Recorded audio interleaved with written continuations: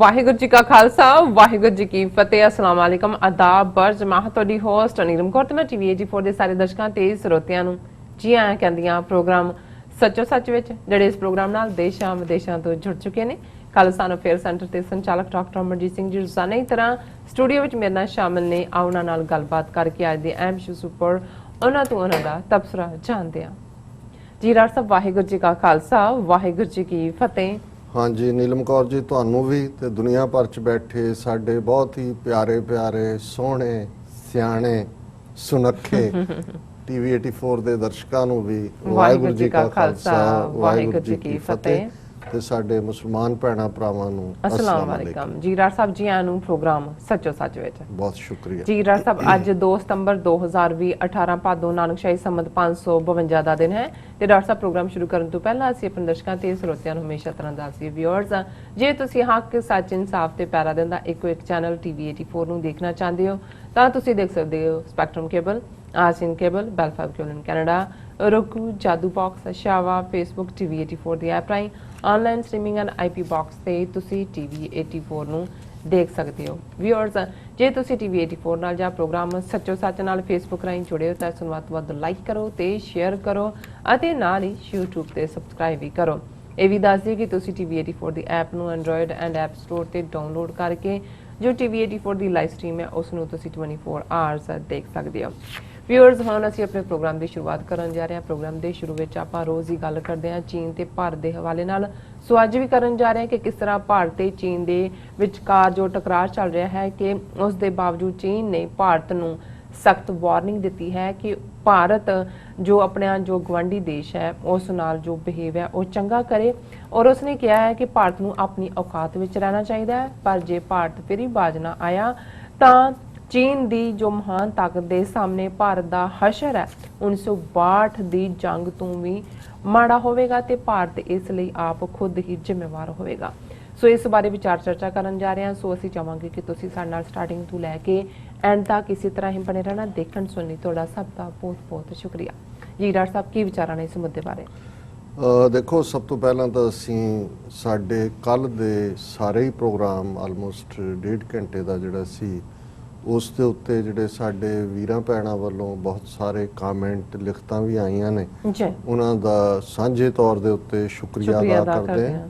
ਸਾਡੇ ਲਈ ਤੁਹਾਡੀ ਇਨਪੁਟ ਬੜੀ ਕੀਮਤੀ ਹੁੰਦੀ ਹੈ ਔਰ ਮੈਂ ਇੱਕ ਤਾਲਿਬੇ ਇਲਮ ਹੁੰਦਿਆਂ ਰੋਜ਼ਾਨਾ ਕੁਛ ਨਾ ਕੁਛ ਸਿੱਖਦਾ। ਬਹੁਤ ਸਾਰੇ ਸਾਡੇ ਵੀਰ ਬੜੇ ਡੀਟੇਲ ਦੇ ਵਿੱਚ ਵੇਰਵੇ ਲਿਖਦੇ ਨੇ ਔਰ ਉਹ ਸਾਡੇ ਲਈ ਗਿਆਨ ਵੀ ਹੁੰਦਾ ਹੈ, ਨੌਲੇਜ ਵੀ ਹੁੰਦਾ ਹੈ। ਨਾਲ ਦੀ ਨਾਲ ਅਸੀਂ ਇਹ ਵੀ ਸਮਝ ਸਕਦੇ ਹਾਂ ਕਿ ਕਿਹਨਾਂ ਇਸ਼ੂਜ਼ ਦੇ ਉੱਤੇ ਜਿਹੜੀ ਹੈ ਗੱਲਬਾਤ ਹੋਰ ਤਫਸੀਲ ਨਾਲ ਕੀਤੀ ਜਾਏ ਤੇ ਉਸ ਨੂੰ ਪਸੰਦ ਕੀਤਾ ਜਾਂਦਾ ਹੈ। ਔਰ ਖਾਸ ਤੌਰ ਤੇ ਇਸ ਵੇਲੇ ਜਿਹੜਾ ਫੋਕਸ ਹੈ ਕਿਉਂਕਿ ਪੋਲੀਟੀਕਲ ਚਾਈਨਾ ਭਾਰਤ ਐਂਟੈਂਗਲਮੈਂਟ ਹੀ ਆਪਣੇ ਆਪ 'ਚ ਨਹੀਂ ਹੈ, ਪਾਕਿਸਤਾਨ ਵੀ ਸੀਰੀਅਸਲੀ ਸਾਰੇ ਦੇ ਵਿੱਚ ਇਨਵੋਲਵ ਹੈ ਕਿਉਂਕਿ ਇਹ ਇੱਕ ਜਿਹੜਾ ਵੀ ਬੰਦਾ ਉਹ ਸਾਰੇ ਸਿਨੇਰੀਓ ਨੂੰ ਸਮਝ ਸਕਦਾ ਹੈ ਉਸ ਨੂੰ ਇਹ ਪਤਾ ਹੈ ਕਿ ਵੀ ਜੇ ਇਹ ਟਕਰਾਅ ਅੱਗੇ ਫਰਦਰ ਐਸਕੇਲੇਟ ਹੁੰਦਾ ਹੈ ਜਾਂ ਇਸ 'ਚ ਵਾਧਾ ਹੁੰਦਾ ਹੈ ਤੇ ਉਸ ਦੇ ਨਾਲ ਪਾਕਿਸਤਾਨ ਵੀ ਉਸ ਦੇ ਵਿੱਚ ਆਏਗਾ ਹੀ ਆਏਗਾ।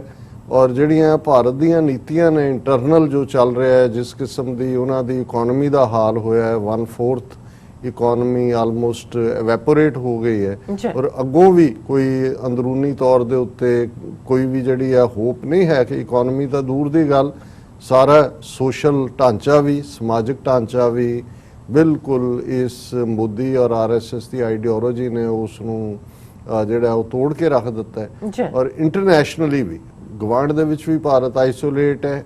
ਇੰਟਰਨੈਸ਼ਨਲੀ ਬੇਸ਼ੱਕ ਅਮਰੀਕਾ ਦੇ ਸਿਰ ਦੇ ਉੱਤੇ ਭਾਰਤ ਉੜਕਣ ਦੀ ਕੋਸ਼ਿਸ਼ ਕਰ ਰਿਹਾ ਹੈ ਪਰ ਅਸੀਂ ਇਹ ਦੇਖ ਰਹੇ ਹਾਂ ਕਿ ਈਵਨ ਅਮਰੀਕਾ ਦੀ ਫੋਰਨ ਪਾਲਿਸੀ ਜਿਹੜੀ ਵੈਸੇ ਹੀ ਟਰੰਪ ਐਡਮਿਨਿਸਟ੍ਰੇਸ਼ਨ ਦੇ ਸ਼ੁਰੂ ਦੇ ਦਿਨਾਂ ਤੋਂ ਹੀ ਬਿਲਕੁਲ ਨੈਗੇਟਿਵ ਨੋਟ ਤੇ ਹੀ ਸ਼ੁਰੂ ਹੋਇਆ। ਰਾਦਰ ਜੇ ਇਹ ਕਿਹਾ ਜਾਏ ਕਿ ਜੋ ਕੁਝ ਪਹਿਲਾਂ ਬਣਿਆ ਬਣਾਇਆ ਸੀ ਉਸ ਨੂੰ ਵੀ ਤੋੜ ਦਿੱਤਾ ਗਿਆ ਜਿਸ ਮੁੱਦੇ ਤੇ ਅਮਰੀਕਾ ਦਾ ਪ੍ਰਭਾਵ ਸੀ।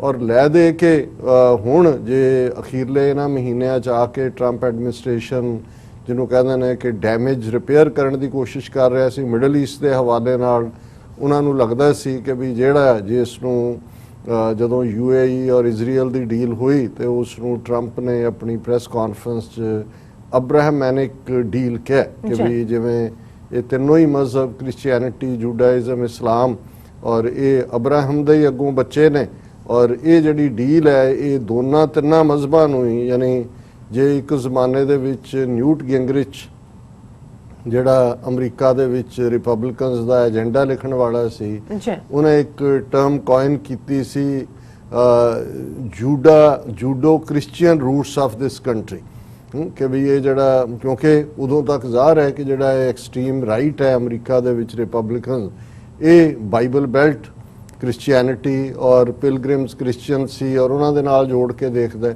ਪਰ ਇਹ ਇੱਕ ਪਹਿਲੀ ਟਰਮ ਸੀ ਕਿ ਜਿਹਦੇ ਥੱਲੇ ਜੂਡੀਓ ਕ੍ਰਿਸਚੀਅਨ ਰੂਟਸ ਦੇ ਥੱਲੇ ਮੈਸੇਜ ਇਸਲਾਮ ਵਾਲਿਆਂ ਨੂੰ ਸੀ ਕਿ ਵੀ ਅਸੀਂ ਦੋ ਮਜ਼ਹਬ ਜਿਹੜੇ ਹੈ ਜੂਡਾਇਜ਼ਮ ਔਰ ਕ੍ਰਿਸਚੀਅਨਿਟੀ ਹੁਣ ਇੱਕ ਫਰੰਟ ਤੇ ਹੈ ਔਰ ਜ਼ਾਹਰ ਹੈ ਕਿ ਇਹ ਇੱਕ ਯਹੂਦੀਆਂ ਦਾ ਵਧਿਆ ਪ੍ਰਭਾਵ ਵੀ ਸੀ ਅਮਰੀਕਨ ਪੋਲਿਟਿਕਸ, ਕਿਉਂਕਿ ਡੈਮੋਕ੍ਰੈਟਸ ਦਾ ਉਹਨਾਂ ਦਾ ਪ੍ਰਭਾਵ ਰਿਹਾ ਹੀ ਹੈ। ਰਿਪਬਲਿਕਨਸ ਮੁੱਦੇ ਤੋਂ ਕਦੇ ਇਸ ਕਿਸਮ ਦਾ ਜਿਹੜਾ ਮੈਨੀਫੈਸਟੋ ਜਾਂ ਉਹਨਾਂ ਦਾ ਡਾਕੂਮੈਂਟ ਨਹੀਂ ਸੀ ਆਇਆ ਕਿ ਹੁਣ ਉਹ ਜੂਡੀਓ ਕ੍ਰਿਸਚੀਅਨ ਰੂਟਸ ਤੋਂ ਨਿਕਲ ਕੇ ਜਦੋਂ ਟਰੰਪ ਨੇ ਸਾਰਾ 3.5 ਸਾਲ ਦੀ ਜਿਹੜੀ ਕਾਰਗੁਜ਼ਾਰੀ ਹੈ ਉਹ ਟੋਟਲੀ ਇਸਲਾਮੋਫੋਬੀਆ ਦੇ ਉੱਤੇ ਜਾਂ ਜ਼ੀਨੋਫੋਬੀਆ ਤੇ ਬੇਸਡ ਸੀ।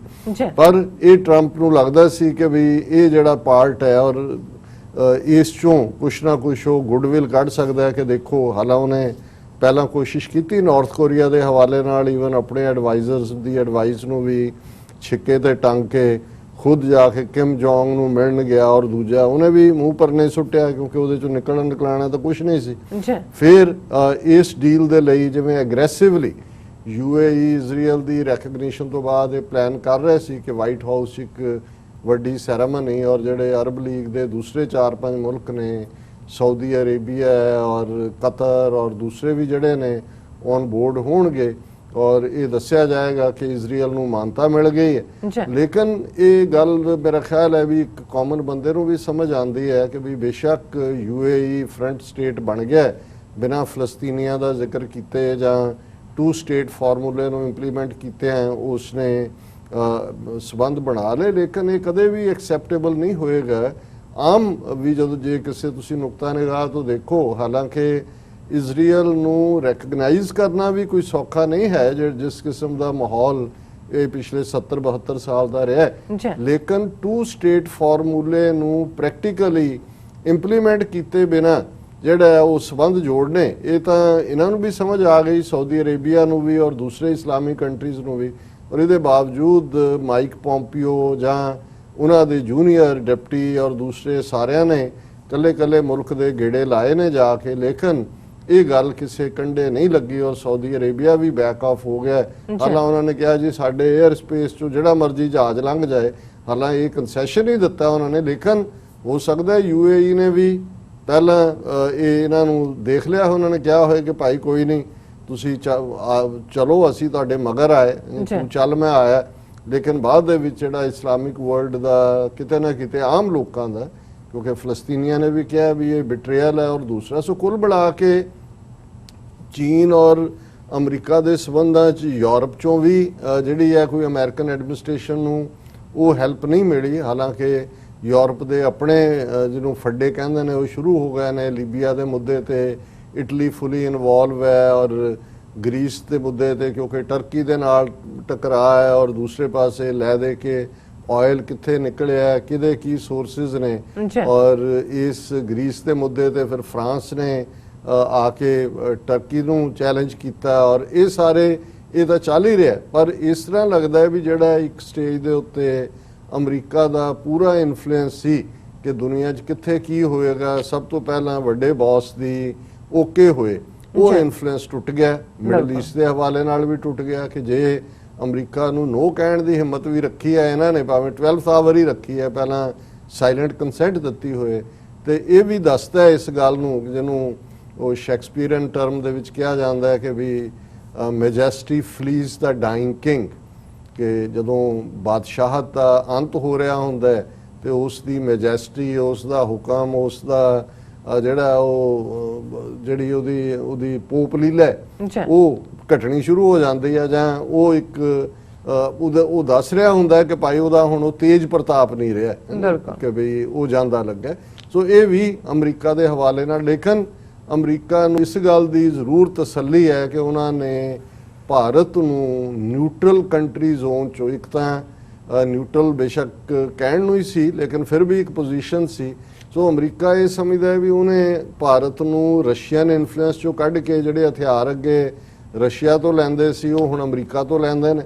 ਔਰ ਦੂਸਰਾ ਲੋਕਲ ਖਿੱਤੇ ਜਿੱਥੇ ਨਵੇਂ ਪਰਮੂਟੇਸ਼ਨ ਕੰਬੀਨੇਸ਼ਨ ਬਣੇ ਨੇ, ਚਾਈਨਾ ਔਰ ਰਸ਼ੀਆ ਔਰ ਈਰਾਨ ਨੇੜੇ ਆਏ ਨੇ, ਭਾਰਤ ਜਿਹੜਾ ਉਹ ਖੁੱਲ੍ਹ ਕੇ ਅਮਰੀਕਾ ਦੇ ਦਾਇਰਾਕਾਰ 'ਚ ਆਇਆ। ਔਰ ਇੱਕ ਖਬਰ ਜਦੋਂ ਅਸੀਂ ਕੱਲ ਇਸ ਹਵਾਲੇ ਨਾਲ ਗੱਲ ਕੀਤੀ ਸੀ ਕਿ ਕਿਵੇਂ ਜਿਹੜਾ ਇਹਨਾਂ ਦਾ US ਜਿਹੜਾ deputy secretary of state Stephen Biegun, ਉਹਨਾਂ ਨੇ US ambassador to India Richard Verma ਦੇ ਨਾਲ ਜਿਹੜੀ ਇਹਨਾਂ ਦੀ ਵਰਚੁਅਲ ਕਾਨਫਰੰਸ ਹੋਈ, ਉਹਦੇ 'ਚ ਜਿਹੜੀ ਇੱਕ ਗੱਲ ਬੜੀ ਕਲੀਅਰਲੀ ਸੀ ਜਿਹੜੇ ਬਾਕੀ ਮੀਡੀਆ ਨੇ ਨਹੀਂ ਸੀ ਦਿੱਤੀ, ਲੇਕਿਨ ਮੈਂ ਇੰਟਰਨੈਸ਼ਨਲ ਮੀਡੀਆ 'ਚ ਅੱਜ ਦੇਖ ਰਿਹਾ ਸੀ, ਉਹਦਾ ਹੈਡਲਾਈਨ ਹੀ ਇਹ ਬਣੀ ਹੈ।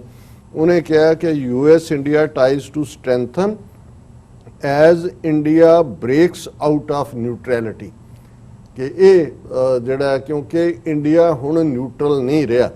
ਔਰ ਉਹ ਗੱਲ ਤਾਂ ਉਸੇ ਹੀ ਕੁਆਡ ਦੇ 'ਚ ਕਰ ਰਿਹਾ ਕਿ ਨਵੀਂ ਦਿੱਲੀ 'ਚ ਮੀਟਿੰਗ ਹੋਏਗੀ, ਉਹਦੇ 'ਚ ਆਸਟ੍ਰੇਲੀਆ ਹੋਏਗਾ, ਜਾਪਾਨ ਹੋਏਗਾ, ਅਮਰੀਕਾ ਹੋਏਗਾ, ਇੰਡੀਆ, ਜੇ ਇੰਡੀਆ ਚਾਹੇ ਤਾਂ ਇਹਨੂੰ ਅਸੀਂ ਡਿਫੈਂਸ ਦੇ ਵਿੱਚ ਵੀ ਬਦਲ ਸਕਦੇ ਹਾਂ। ਔਰ ਇਹ ਉਹ ਬੜੀ ਕੌਸ਼ੀਅਸ ਹੈ, ਲੇਕਿਨ ਉਹਦਾ ਇਹ ਕਹਿਣਾ ਹੈ ਕਿ US India ties to strengthen as India breaks out of neutrality, ਕਿ ਭਾਰਤ ਜਿਹੜਾ ਇਹ ਹੁਣ ਨਿਊਟਰੈਲਿਟੀ ਦੇ ਉਸ ਖਾਨੇ 'ਚੋਂ ਨਿਕਲ ਗਿਆ। ਇਸ ਲਈ ਅਸੀਂ ਸਮਝਦੇ ਹਾਂ ਕਿ ਵੀ ਹੁਣ ਇਹ ਸਬੰਧ ਹੋਰ ਵੀ ਮਜ਼ਬੂਤ ਹੋਣਗੇ। ਹੁਣ ਇਸ ਬੈਕਡ੍ਰੌਪ ਦੇ ਵਿੱਚ ਜੇ ਅਸੀਂ ਦੇਖੀਏ ਕਿ ਜਿਹੜਾ ਅਮਰੀਕਾ ਦਾ ਚਾਈਨਾ ਤੇ ਪ੍ਰੈਸ਼ਰ ਬਿਲਡ ਕਰਨਾ ਹੈ, ਸਾਊਥ ਚਾਈਨਾ ਸੀ ਦੀ ਗੱਲ ਅਸੀਂ ਕਰਦੇ ਹਾਂ, ਕੁਐਡ ਦੀ ਹਾਲਾਂ ਉਹ ਡੇਟ ਨਹੀਂ ਦਿੱਤੀ, ਈਅਰ ਐਂਡ ਵੀ ਕਹਿ ਰਹੇ ਨੇ, ਹੋ ਸਕਦਾ ਨਾ ਹੀ ਹੋਏ ਕਿਉਂਕਿ ਅਗਲੇ 2-2.5 ਮਹੀਨੇ 'ਚ ਤਾਂ ਚੋਣਾਂ ਜਿਨ੍ਹਾਂ ਨੇ ਬਿਜ਼ੀ ਹੋ ਜਾਣੇ। ਲੇਕਿਨ ਇਹ ਇੱਕ ਉਹਨਾਂ ਨੂੰ ਛੁੰਛਣਾ ਫੜਾ ਦਿੱਤਾ ਇੰਡੀਆ ਨੂੰ ਕਿ ਜੀ ਇਹ ਜਿਹੜਾ ਕੁਆਡ ਦੇ ਥੱਲੇ ਅਸੀਂ ਤੁਹਾਨੂੰ ਡਿਫੈਂਡ ਕਰਾਂਗੇ। ਚਾਈਨਾ ਨੂੰ ਇੱਕ ਵੇਲਡ ਵਾਰਨਿੰਗ ਦੀ ਥਾਂ ਤੇ ਥੋੜੀ ਮੋਰ ਕਲੀਅਰ ਵਾਰਨਿੰਗ ਦੇ ਦਿੱਤੀ ਕਿ ਜੀ ਅਸੀਂ ਤੁਹਾਨੂੰ ਸਮੁੰਦਰ 'ਚ ਘੇਰਾਂਗੇ।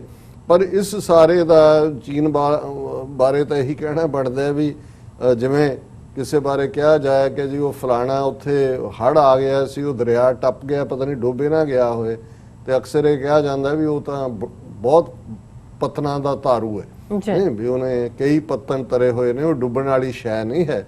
ਸੋ ਇਸੇ ਤਰ੍ਹਾਂ ਜੇ ਹੁਣ ਕੋਈ ਚੀਨ ਦੇ ਹਵਾਲੇ ਨਾਲ ਇਹ ਕਹੇ, ਇੱਕ ਤਾਂ ਗਿੱਦੜ ਭਬਕੀਆਂ ਹੁੰਦੀਆਂ ਨੇ, ਚੀਨ ਨੇ ਇਹ ਸਾਰਾ ਕੁਝ ਕੈਲਕੂਲੇਟ ਕੀਤਾ ਹੋਇਆ ਔਰ ਜਿਸ ਸਮਾਰਟਨੈਸ ਦੇ ਨਾਲ ਉਹ ਆਪਣੀ ਗੇਮ ਖੇਡ ਰਹੇ ਨੇ ਉਸ 'ਚ ਕੋਈ ਸ਼ੱਕ ਨਹੀਂ ਹੈ ਕਿ ਉਹ ਆਪਣੇ ਆਪ ਨੂੰ ਸੁਪਰ ਪਾਵਰ ਦੇ ਤੌਰ ਤੇ ਹੀ ਬਿਹੇਵ ਕਰ ਰਹੇ ਨੇ। ਉਹ ਇਵੇਂ ਨਹੀਂ ਕਰ ਰਹੇ ਕਿ ਜੀ ਲੋਕਲ, ਔਰ ਜਿਵੇਂ ਇੰਡੀਆ ਦੇ ਨਾਲ ਦੋ ਚੀਜ਼ਾਂ ਇਹਦੇ 'ਚੋਂ ਬੜੀਆਂ, ਜਿਹੜੇ ਅਸੀਂ ਜਦੋਂ ਕੱਲ ਵੀ ਗੱਲ ਕੀਤੀ, ਕਿਉਂਕਿ 15 ਤੇ 16 ਜੂਨ ਦੀ ਰਾਤ ਦੇ ਟਕਰਾਅ ਦੀ ਗੱਲ ਤਾਂ ਸਾਹਮਣੇ ਹੈ, ਗਲਵਾਨ ਵੈਲੀ 'ਚ ਕੀ ਹੋਇਆ, ਇਹਨਾਂ ਦਾ ਕੀ ਨੁਕਸਾਨ ਹੋਇਆ, ਬਾਰ-ਬਾਰ ਮੈਂ ਰਿਪੀਟ ਨਹੀਂ ਕਰਨਾ ਚਾਹੁੰਦਾ। ਫਿਰ ਇਹਨਾਂ ਨੇ ਇਹ ਵੀ ਬਣਾਇਆ ਕਿ ਜੀ ਜਿਹੜੀ ਸਾਡੀ ਮਿਲਟਰੀ ਲੈਵਲ ਗੱਲਬਾਤ ਹੋਈ, ਕਮਾਂਡਰ ਲੈਵਲ, ਚਾਈਨਾ ਗਲਵਾਨ ਵੈਲੀ ਤੋਂ ਪਿੱਛੇ ਹਟ ਗਿਆ। ਹੁਣ ਜਿਹੜਾ ਇੱਕ ਫੈਕਟ ਇਹਨਾਂ ਦੇ ਹੀ ਐਕਸਪਰਟਸ ਨੇ ਦਿੱਤਾ ਹੈ, ਉਹਨਾਂ ਨੇ ਕਿਹਾ ਜੀ ਉਹ ਪਿੱਛੇ ਨਹੀਂ ਹਟਿਆ। ਇਨਫੈਕਟ ਕਿਉਂਕਿ ਹੁਣ ਰੇਨੀ ਸੀਜ਼ਨ ਚੱਲ ਰਿਹਾ ਹੈ ਔਰ ਜਿਹੜੀ ਗਲਵਾਨ ਰਿਵਰ ਹੈ ਉਸ ਦੇ ਵਿੱਚ ਪਾਣੀ ਬਹੁਤ ਜ਼ਿਆਦਾ ਹੈ, ਤੇ ਜਿੱਥੇ ਉਹਨਾਂ ਦੇ ਟਰੂਪ ਸੀ ਉਹ ਉਹਨੂੰ ਉੱਥੇ ਮੇਨਟੇਨ ਨਹੀਂ ਸੀ ਰੱਖ ਸਕਦੇ, ਉਹਨਾਂ ਦਾ ਨੁਕਸਾਨ ਹੁੰਦਾ ਸੀ ਕਿ ਉਹਨਾਂ ਨੇ ਵਿਦਡਰਾ ਕੀਤਾ। ਇਹ ਹੁਣ ਦੇਖਣਾ ਹੋਏਗਾ ਕਿ ਜਦੋਂ ਪਾਣੀ ਦਾ ਲੈਵਲ ਘਟੇਗਾ ਉਹ ਉਸ ਥਾਂ ਨੂੰ ਵਾਪਸ ਆਕੂਪਾਈ ਕਰਨਗੇ। ਸੋ ਇਹ ਤਾਂ ਫਿਊਚਰ ਦੇ ਕਨਫਲਿਕਟ ਦੀ, ਲੇਕਿਨ ਜਿਹੜਾ 29 ਤੇ 30 ਅਗਸਤ ਦੀ ਰਾਤ ਨੂੰ ਜਿਸ ਹਵਾਲੇ ਦੇ ਨਾਲ ਔਰ ਇਹ ਜ਼ਾਹਰ ਸੀ ਕਿ ਪੈਂਗੋਂਗ ਲੇਕ ਦੇ ਉੱਤੇ ਕਿ ਜੀ ਇੰਡੀਆ ਨੇ ਕਿਹਾ ਕਿ ਅਸੀਂ ਇੱਕ ਹਮਲਾ ਪਛਾੜ ਦਿੱਤਾ ਚੀਨ ਦਾ, ਇਹ ਉਵੇਂ ਹੀ 15 ਤੇ 16 ਜੂਨ ਦੀ ਰਾਤ ਵਾਂਗ ਆਉਣਾ ਚਾਹੁੰਦੇ ਸੀ ਔਰ ਸਾਨੂੰ ਪਹਿਲਾਂ ਹੀ ਸੁਪਨਾ ਆ ਗਿਆ ਕਿ ਬਈ ਉਹ ਆ ਰਹੇ ਨੇ ਔਰ ਅਸੀਂ ਜਿਹੜਾ ਉਹਨਾਂ ਨੂੰ ਪਛਾੜ ਦਿੱਤਾ। ਹੁਣ ਇਹਨਾਂ ਦਾ ਮੀਡੀਆ ਇਹ ਖਬਰ ਵੀ ਦੇ ਰਿਹਾ ਹੈ ਕਿ ਵੀ ਇਹ ਤਾਂ ਗੱਲ ਕਲੀਅਰ ਹੋ ਗਈ, ਚੀਨ ਨੇ ਵੀ, ਮੈਂ ਉਹਨਾਂ ਦੀ ਜਿਹੜੀ ਫੋਰਨ ਅਫੇਅਰਸ ਮਿਨਿਸਟਰੀ ਦੀ ਸਪੋਕਸਪਰਸਨ ਹੈ ਹੁਆ ਚੁਨਿੰਗ, ਉਹਦੀ ਪ੍ਰੈਸ ਕਾਨਫਰੰਸ ਦਾ ਵੀ ਮੈਂ ਵੇਰਵੇ ਨਾਲ ਗੱਲ ਕਰਾਂਗਾ। ਔਰ ਜਿਹੜਾ ਚਾਈਨੀਜ਼ ਕਮਿਊਨਿਸਟ ਪਾਰਟੀ ਦਾ ਅਫੀਸ਼ੀਅਲ ਅਖਬਾਰ ਹੈ ਗਲੋਬਲ ਟਾਈਮਸ, ਕੁਝ ਚੀਜ਼ਾਂ ਉਹਨਾਂ ਦੇ ਸਪੋਕਸਪਰਸਨ ਡਾਇਰੈਕਟਲੀ ਕਹਿੰਦੇ ਨੇ, ਤੇ ਜਿੰਨਾ ਕੋ ਨਹੀਂ ਕਹਿ ਸਕਦੇ ਉਹ ਫਿਰ ਗਲੋਬਲ ਟਾਈਮਜ਼ ਕਹਿ ਦਿੰਦਾ ਹੈ। ਜੇ ਤੁਸੀਂ ਦੋਨਾਂ ਨੂੰ ਮਿਲਾ ਕੇ ਦੇਖੋ ਫਿਰ ਤੁਸੀਂ ਚਾਈਨਾ ਦੀ ਪਾਲਿਸੀ ਨੂੰ ਥੋੜਾ ਬਹੁਤ ਸਮਝ ਸਕਦੇ ਹੋ। ਕੋਈ ਇਹ ਕਹਿਣਾ ਕਿਉਂਕਿ ਚਾਈਨੀਜ਼ ਮਾਸਟਰ ਨੇ ਇਸ ਗੇਮ ਦੇ, ਇਸ ਗੱਲ ਦਾ ਧਿਆਨ ਰਹੇ ਕਿ ਚਾਈਨੀਜ਼ ਦੀ ਅੰਡਰਸਟੇਟਮੈਂਟ ਹੁੰਦੀ ਹੈ ਔਰ ਚਾਈਨੀਜ਼ ਮਾਸਟਰ ਨੇ, ਕਿਉਂਕਿ ਇੱਕ ਗੱਲ ਜ਼ਾਹਰ ਹੈ ਕਿ ਵੀ ਚਾਈਨੀਜ਼ ਗੈਂਬਲ ਵੀ ਕਰਦੇ ਨੇ, ਉਹਨਾਂ ਦਾ ਗੈਂਬਲਿੰਗ ਦਾ ਸ਼ੌਕ ਵੀ ਹੈ ਤੇ ਪੋਲੀਟੀਕਲੀ ਉਹ ਗੈਂਬਲ ਵੀ ਕਰਦੇ ਨੇ, ਲੇਕਿਨ ਉਹ ਸਿਆਣੇ ਗੈਂਬਲਰ ਨੇ ਜਿਨ੍ਹਾਂ ਨੂੰ ਇਹ ਪਤਾ ਹੋਏ ਕਿ ਵੀ ਜੇ ਇੱਕ ਦਾਅ ਦੇ ਉੱਤੇ ਲੂਜ਼ ਕਰ ਰਹੇ ਨੇ ਫਿਰ ਉੱਥੇ ਨਹੀਂ ਲਾਉਂਦੇ, ਉਹ ਵਿਦਡਰਾ ਵੀ ਕਰਦੇ ਨੇ। ਜਿਵੇਂ ਉਹਨਾਂ ਦਾ ਟਕਰਾਅ ਜਦੋਂ ਵੀਅਤਨਾਮ ਦੇ ਨਾਲ ਹੁੰਦਾ ਤੇ ਉਹਨਾਂ ਨੇ ਉਹਦੀ ਟਾਈਮਿੰਗ ਔਰ ਦੂਸਰਾ ਦੇਖ ਕੇ ਵਿਦਡਰਾ ਵੀ ਕਰ ਲਿਆ। ਸੋ ਜਿੱਥੇ ਉਹ ਆਪਣੀ ਅੱਡੀ ਕੱਢਦੇ ਨੇ ਔਰ ਪੁਸ਼ ਕਰਦੇ ਨੇ ਉੱਥੇ ਉਹਨਾਂ ਨੇ ਕੈਲਕੂਲੇਟ ਕੀਤਾ ਹੁੰਦਾ ਹੈ। ਜਿਵੇਂ ਕੋਰੀਅਨ ਵਾਰ ਅਮਰੀਕਾ ਦੀ, ਜਦੋਂ ਅਮਰੀਕਾ ਵੀ ਨਵਾਂ ਜਿਹੜਾ ਜਾਪਾਨ ਨੂੰ ਔਰ ਦੂਸਰਿਆਂ ਦੇ ਬੰਬ ਵੀ ਸੁੱਟ ਲਏ ਸੀ, ਸਰੈਂਡਰ ਵੀ ਹੋ ਗਿਆ ਸੀ ਜਰਮਨ ਦਾ, ਜਾਪਾਨ ਦਾ, ਦੂਜੇ ਤੀਜੇ, ਔਰ ਜਾ ਕੇ ਚੀਨ ਦੇ ਨਾਲ ਸਿੰਘ ਫਸਾਣ ਦੀ ਲਾਈਨ ਆ ਗਈ ਕੋਰੀਆ ਦੇ ਵਿੱਚ।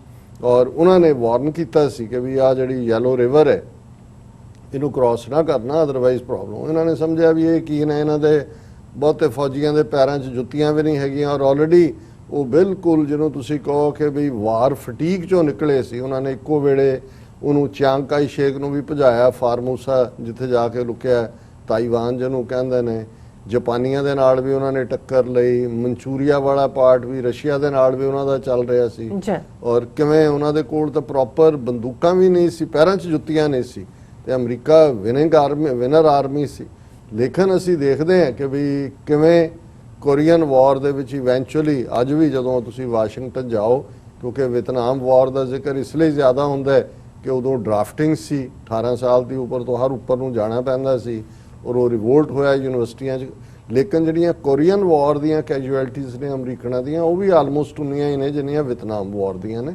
ਔਰ ਇਵੈਂਚੁਅਲੀ ਜਿਹੜਾ ਹੈ ਚਾਈਨਾ ਨੇ, ਬੇਸ਼ੱਕ ਸਾਊਥ ਕੋਰੀਆ ਅੱਜ ਤੱਕ ਅਮਰੀਕਾ ਦੇ ਨਾਲ ਹੈ, ਲੇਕਿਨ ਨਾਰਥ ਕੋਰੀਆ ਔਰ ਫਿਰ ਕਿਵੇਂ ਚਾਈਨਾ ਨੇ ਉਹਨੂੰ ਆਪਣੇ ਬੈਕਯਾਰਡ 'ਚ ਉਹ ਬਣ ਗਿਆ ਚਾਈਨਾ ਦਾ, ਕਿਵੇਂ ਉਹਨੇ ਇਸਤੇਮਾਲ ਕੀਤਾ। ਹੁਣ ਜੇ ਅਮਰੀਕਾ ਨੂੰ ਵੀ ਐਗਜ਼ੌਸਟ ਕੀਤਾ ਹੈ ਨਾਰਥ ਕੋਰੀਅਨ ਜਿਮ ਕੌਂਗ ਨੇ, ਤੇ ਉਹਦੇ 'ਚ ਕਿਉਂਕਿ ਉਹ ਜਿਹੜਾ ਉਹਦਾ ਸਾਰਾ ਸਹਾਰਾ ਹੀ ਚਾਈਨਾ ਹੈਗਾ। ਔਰ ਇਸੇ ਤਰ੍ਹਾਂ ਅਸੀਂ ਦੇਖਦੇ ਹਾਂ ਕਿ ਈਵਨ ਜੇ ਪਾਕਿਸਤਾਨ ਦਾ ਨਿਊਕਲੀਅਰ ਪ੍ਰੋਗਰਾਮ ਔਰ ਦੂਸਰੇ ਦੀ ਵੀ ਫਾਈਨਲ ਤੱਕ ਪਹੁੰਚਦਾ ਹੈ, ਉਸ ਦੇ ਵਿੱਚ ਚੀਨ ਦਾ ਜਾਂ ਨਾਰਥ ਕੋਰੀਆ ਦਾ ਕੀ ਰੋਲ ਹੈ, ਇੱਕ ਵੱਖਰਾ ਸਬਜੈਕਟ ਹੈ। ਸੋ ਕੁੱਲ ਮਿਲਾ ਕੇ ਜੇ ਮੈਂ ਇਹ ਪਿਛਲੇ 70 ਸਾਲ ਤੋਂ ਦੇਖਾਂ ਚੀਨ ਨੂੰ, 48 ਤੋਂ ਬਾਅਦ ਖਾਸ ਤੌਰ ਤੇ, ਸੋ ਉਹਨਾਂ ਨੇ ਜਿਸ ਵੀ ਫੀਲਡ 'ਚੋਂ ਆਏ ਨੇ ਉਹਨਾਂ ਨੇ ਆਪਣਾ ਹੋਮਵਰਕ ਚੰਗੀ ਤਰ੍ਹਾਂ ਕੀਤਾ ਹੁੰਦਾ। ਹੁਣ ਉਹਨਾਂ ਨੂੰ ਵੀ ਪਤਾ ਸੀ ਕਿ ਵੀ ਭਾਰਤ ਅਲਟੀਮੇਟਲੀ ਅਮਰੀਕਾ ਦੇ, ਔਰ ਜਦੋਂ ਉਹ ਭਾਰਤ ਪ੍ਰਤੀ ਜਿਹੜਾ ਉਹ ਦਿਲ ਖੁੱਲ੍ਹਾ ਐਟੀਟਿਊਡ ਵੀ ਦਿਖਾ ਰਹੇ ਸੀ, ਸੋ ਉਹਨਾਂ ਨੂੰ ਸੀ ਕਿ ਵੀ ਸਮਝੋ ਤੁਸੀਂ ਕਿ ਵੀ ਉਹਨਾਂ ਨੇ ਇਹ ਕਿਹਾ ਕਿ ਵੀ ਦੇਖੋ ਤੁਹਾਡਾ ਬਰਾਬਰ ਦਾ ਤੁਹਾਡੀ ਆਬਾਦੀ ਹੈ, ਵੱਡਾ ਮੁਲਕ ਹੋ, ਤੁਸੀਂ ਵੀ ਚੰਗੇ ਗਵਾਂਢੀ ਵਾਂਗ ਰਹੋ ਔਰ ਤੁਸੀਂ ਵੀ ਸੁਖੀ ਰਹੋਗੇ। ਸਾਨੂੰ ਤਾਂ ਅਸੀਂ ਤਾਂ ਦੁਨੀਆ ਦੇ ਵਿੱਚ ਹਾਂ ਹੀ ਹਾਂ, ਲੇਕਿਨ ਇਹਨਾਂ ਨੂੰ ਕਈ ਵਾਰ ਇਹ ਭੁਲੇਖਾ ਵੀ ਲੱਗ ਜਾਂਦਾ ਹੈ, ਉਹ ਬੱਗੀ ਅੱਖੀ ਮਰਨ ਦਾ ਜਿਹਨੂੰ ਸ਼ੌਕ ਹੋਏ। ਸੋ ਉਹ ਵੀ ਪਾਰਟ ਪਹਿਲਾਂ ਬਾੜ 'ਚ ਭੁਲੇਖਾ ਨਹਿਰੂ ਨੇ ਖਾਧਾ। ਔਰ ਹੁਣ ਜਿਹੜਾ ਉਦੋਂ ਹਾਲਾਂ ਕੋਈ ਅਮਰੀਕਾ ਦੀ ਸਿੱਧੀ ਚੁੱਕ ਨਹੀਂ ਸੀਗੀ, ਉਹ ਤਾਂ ਅਮਰੀਕਾ ਰੈਸਕਿਊ ਤੇ ਆਇਆ ਭਾਰਤ ਦੇ, ਕੈਨੇਡੀ ਅਮਰੀਕਾ 'ਚ ਸੀ, ਲੇਕਿਨ ਇਹ ਨਹੀਂ ਹੈ ਕਿ ਵੀ ਅਮਰੀਕਾ ਨੇ ਕਿਹਾ ਸੀ ਜੀ ਫਾਰਵਰਡ ਈਸਟ ਤੁਸੀਂ ਪਾਲਿਸੀ, ਉਹਦਾ ਆਪਣਾ ਹੀ ਦਿਮਾਗ ਖਰਾਬ ਹੋਇਆ ਹੋਇਆ ਸੀ, ਕਿਉਂਕਿ ਤਾਜ਼ਾ ਗੋਆ ਲਿਆ ਸੀ 1960 ਦੇ ਵਿੱਚ ਔਰ ਉਸ ਤੋਂ ਪਹਿਲਾਂ ਹੈਦਰਾਬਾਦ, ਔਰ ਉਹ ਕਈ ਵਾਰੀ ਉਹੀ ਸਮਝਣ ਲੱਗ ਜਾਂਦਾ ਜਿਵੇਂ ਉਹ ਕਹਿੰਦੇ ਨੇ ਕਿ ਵੀ ਅੰਨਾ ਗਿਆ ਔਰ ਪੈਰਾਂ ਹੇਠ ਸਿਆ ਆ ਗਿਆ ਹੈ, ਤੇ ਉਹ ਸ਼ਿਕਾਰੀ ਬਣ ਗਿਆ ਮਾਂ ਨੂੰ ਕਿ ਵੀ ਮੈਂ ਹੁਣ ਜਾਵਾਂ ਸ਼ਿਕਾਰ ਨੂੰ। ਸੋ ਮਤਲਬ ਉਹ ਵੀ ਸਮਝਦੇ ਸੀ ਵੀ ਅਸੀਂ ਸ਼ਿਕਾਰੀ ਹੋ ਗਏ। ਹੁਣ ਜਿਸ ਰਸਤੇ ਤੇ ਤੁਰ ਪਏ ਨੇ ਔਰ ਅਸੀਂ ਇਹ ਸਮਝਦੇ ਹਾਂ, ਇੱਕ ਸੈਗਮੈਂਟ ਅਸੀਂ ਅੱਜ ਇਹ ਰੱਖਿਆ ਕਿ ਮੋਦੀ ਹੈ ਤਾਂ ਮੁਮਕਿਨ ਹੈ, ਕਿ ਵੀ ਜਿਹੜਾ ਇਹ ਸੋਵੀਅਤ ਯੂਨੀਅਨ ਤੋੜਨ ਦੇ ਲਈ ਤਾਂ ਗੋਰਬਾਚੋਫ ਨੂੰ ਕਿਹਾ ਜਾਂਦਾ ਹੈ, ਪਰ ਗੋਰਬਾਚੋਫ ਨੇ ਤਾਂ ਦੇਖ ਲਿਆ ਵੀ ਤਬਾਹੀ ਹੈ, ਜਾਣ ਦਿਓ। ਇਹ ਹਿਟਲਰ ਵਾਂਗ ਜਿਹੜਾ ਉਹ ਮੁਲਕ ਨੂੰ ਵੀ ਤੋੜੇਗਾ, ਬਰਬਾਦੀ ਦੇ ਰਸਤੇ ਤੇ ਲਿਆਏਗਾ। ਔਰ ਮੈਂ ਹੁਣ ਇਸ ਸਾਰੇ ਚੋਂ ਜਿਹੜਾ 30 ਤੋਂ 31 ਦੀ 29 ਜਾਂ 30 ਨੂੰ ਜਿਹੜਾ ਵਾਕਿਆ ਪੈਂਗੋਂਗ ਲੇਕ 'ਚ ਹੋਇਆ, ਹੁਣ ਉਹਨੂੰ ਭਾਰਤ ਨੇ ਤਾਂ ਇਹ ਕਿਹਾ ਕਿ ਦੇਖੋ ਅਸੀਂ ਇੱਕ ਹੋਰ ਐਫਰਟ ਜਿਹੜਾ ਹੈ ਉਹ ਚੀਨ ਦਾ ਸੀ, ਉਹਨੂੰ ਪਹਿਲਾਂ ਹੀ ਪ੍ਰੀਐਂਪਟ ਕਰਤਾ। ਹੁਣ ਉਹਨਾਂ ਦਾ ਮੀਡੀਆ ਉਹਨਾਂ ਦੇ ਸ਼ੋਲਜਰ ਮਰਨ ਦੀ, ਇੱਕ ਸ਼ੋਲਜਰ ਦੇ ਘੱਟੋ ਘੱਟ ਮੌਤ ਦੇ ਤਾਂ ਸਾਰਾ ਹੀ ਜ਼ਿਕਰ ਕਰ ਰਹੇ ਨੇ। ਹਾਲਾਂ ਚਾਈਨੀਜ਼ ਫੋਰਨ ਮਿਨਿਸਟਰੀ ਨੇ ਕਿਹਾ ਵੀ ਨਹੀਂ ਇਹ ਝੜਪ ਜ਼ਰੂਰ ਹੋਈ ਹੈ, ਕਿਸੇ ਭਾਰਤੀ ਦੀ ਡੈਥ ਨਹੀਂ ਹੋਈ। ਲੇਕਿਨ ਇਹ ਵੀ ਇਹ ਕਹਿ ਰਹੇ ਨੇ ਕਿ ਜੀ ਦੇਖੋ ਜਿਹੜਾ ਅਸੀਂ ਸਰਵੇਲੈਂਸ ਕੈਮਰਿਆਂ 'ਚ ਪੈਂਗੋਂਗ ਸੋ ਲੇਕ ਦੇ ਕੋਲ ਜਿਹੜੀ ਚੀਨੀਆਂ ਦੀ ਐਕਟੀਵਿਟੀ ਸੀ ਉਹ ਫੜੀ ਗਈ, ਔਰ ਇਸ ਤਰੀਕੇ ਦੇ ਨਾਲ ਜਿਹੜਾ ਅਸੀਂ ਪ੍ਰੀਐਂਪਟ ਕੀਤਾ, ਜਿਹੜਾ ਕਿ ਇੱਕ ਝੂਠ ਦਾ ਹੀ ਪੁਲੰਦਾ ਹੈ। ਹੁਣ ਜਿਹੜੀ ਮੈਂ ਖਬਰ ਉਹਨਾਂ ਦੀ ਬੀਬੀ ਹੁਆ ਚੁਨਿੰਗ ਦੇ ਹਵਾਲੇ ਨਾਲ ਕਰ ਰਹੇ ਹਾਂ, ਔਰ ਇਸ ਦੀ ਜਿਹੜਾ ਪ੍ਰੋਮੀਨੈਂਟ ਅਖਬਾਰ ਦਾ ਹਿੰਦੂ ਹੈ ਉਹਨੇ ਵੀ ਹੈਡਲਾਈਨ ਇਹੀ ਲਾਈ ਹੈ, Ladakh stand of, China says responsibility for border tensions lies ਐਂਟਾਇਰਲੀ with India, ਕਿ ਇਹ ਜੇ ਬਾਰਡਰ ਦੇ ਉੱਤੇ ਜੋ ਚੱਲ ਰਿਹਾ ਹੈ ਇਹ ਸਾਰੀ ਭਾਰਤ ਦੀ ਜ਼ਿੰਮੇਵਾਰੀ ਹੈ। ਔਰ ਫਿਰ ਉਹਨੇ ਕਿਹਾ, ਇਹ ਹੈਡਲਾਈਨ 'ਚ ਹੈ, Beijing exercise restraint to avoid escalation says the country's foreign ministry, ਕਿ ਵੀ ਅਸੀਂ ਅਜੇ ਵੀ ਬੜਾ ਜ਼ਾਬਤਾ ਰੱਖਿਆ ਹੈ, ਔਰ ਇਸ ਸਾਰੇ ਚੋਂ ਅਰੇ ਸੌਫਟ ਨੋਟ ਤੇ ਇਹ ਸ਼ੁਰੂ ਹੁੰਦਾ ਹੈ, ਪਰ ਨਾਲ ਦੀ ਨਾਲ ਉਹਨਾਂ ਨੇ ਕਿਹਾ ਕਿ ਵੀ ਅਸੀਂ ਮੈਕਸਿਮਮ ਰੈਸਟ੍ਰੇਂਟ ਔਰ ਰੱਖਿਆ ਕਿ ਕੋਈ ਪੋਟੈਂਸ਼ੀਅਲ ਐਸਕੇਲੇਸ਼ਨ ਨਾ ਹੋਏ। ਪਰ ਅਸੀਂ ਉਹਨਾਂ ਨੇ ਵਾਰਨ ਕੀਤਾ ਇੰਡੀਆ ਨੂੰ to immediately withdraw all personnel who illegally trespassed across the line of actual control and stop taking any actions that may escalate tensions or complicate matters, ਕਿ ਜਿਨ੍ਹਾਂ ਨੇ LAC ਕ੍ਰਾਸ ਕੀਤਾ ਉਹਨਾਂ ਨੂੰ ਫੌਰਨ ਵਾਪਸ ਆਓ, ਔਰ ਅਸੀਂ ਅਵੋਇਡ ਕੀਤਾ ਕਿ ਇਹਨੂੰ ਅੱਗੇ ਨਾ ਤੋਰੀਏ। ਔਰ ਇਸ ਸਾਰੇ 'ਚ ਕਿਉਂਕਿ ਇੰਡੀਆ ਨੇ ਆਲਰੇਡੀ ਚੀਨ ਨੂੰ ਕਹਿ ਕੇ ਔਰ ਉਹਨੂੰ ਪ੍ਰੋਵੋਕੇਟਿਵ ਐਕਸ਼ਨ ਕਿਹਾ, ਔਰ ਜਿਵੇਂ ਮੈਂ ਕਿਹਾ ਵੀ ਚਾਈਨੀਜ਼ ਜ਼ਬਾਨ ਵੀ ਬੜੀ ਰਿਚ ਹੈ, ਔਰ ਜਿਵੇਂ ਪੰਜਾਬੀ ਦੇ ਵਿੱਚ ਐਕਸਪ੍ਰੈਸ਼ਨ ਸਾਡੇ ਈਡੀਐਮ ਬਹੁਤ ਅਮੀਰ ਨੇ, 5-6 ਹਜ਼ਾਰ ਸਾਲ ਦੀ ਸਾਡੀ ਜ਼ਬਾਨ ਹੈ, ਚਾਈਨੀਜ਼ ਜ਼ਬਾਨ ਦੇ ਵਿੱਚ ਵੀ ਜਿਹੜੇ ਉਹਨਾਂ ਦੇ ਅਖਾਣ ਨੇ ਉਹ ਬਹੁਤ ਰਿਚ ਨੇ। ਔਰ ਇਹਨੇ ਬੀਬੀ ਨੇ ਜਿਹੜਾ ਈਵਨ ਇਹਨਾਂ ਦਾ ਹੀ ਅਖਾਣ ਚੀਨੀਆਂ ਦਾ ਯੂਜ਼ ਕੀਤਾ ਆਪਣੀ ਜ਼ਬਾਨ ਦਾ, ਕਿ ਵੀ ਜਿਹੜਾ ਇੰਡੀਆ ਦਾ ਇਹ ਕਹਿਣਾ ਸੀ ਕਿ ਅਸੀਂ ਪ੍ਰੀਐਂਪਟ ਕੀਤਾ ਹੈ। ਉਹਨਾਂ ਨੇ Hua Chunying said on situation the Indian side claims it preempted some activities like the Chinese saying, ਉਹਨੇ ਕਿਹਾ ਜੀ ਜਿਵੇਂ ਚੀਨੀਆਂ ਦਾ ਸਾਡਾ ਅਖਾਣ ਹੈ, there are no 300 taels of silver buried here, ਕਿ ਵੀ ਇੱਥੇ ਕੋਈ 300 ਸਿੱਕੇ ਚਾਂਦੀ ਦੇ ਤਾਂ ਨਹੀਂ ਸੀ ਦੱਬੇ ਹੋਏ ਜਿਹੜੇ ਚੀਨ ਨੇ ਲੈਣੇ ਸੀ, ਔਰ ਇਹਨਾਂ ਨੂੰ ਸੁਪਨਾ ਆ ਗਿਆ। ਨਾਲ ਹੀ ਉਹਨੇ ਕਿਹਾ ਵੀ ਇਹ ਆਪਣੇ ਆਪ 'ਚ ਸ਼ੋਅ ਕਰਦਾ ਵੀ ਗਿਲਟੀ ਕੌਣ ਹੈ,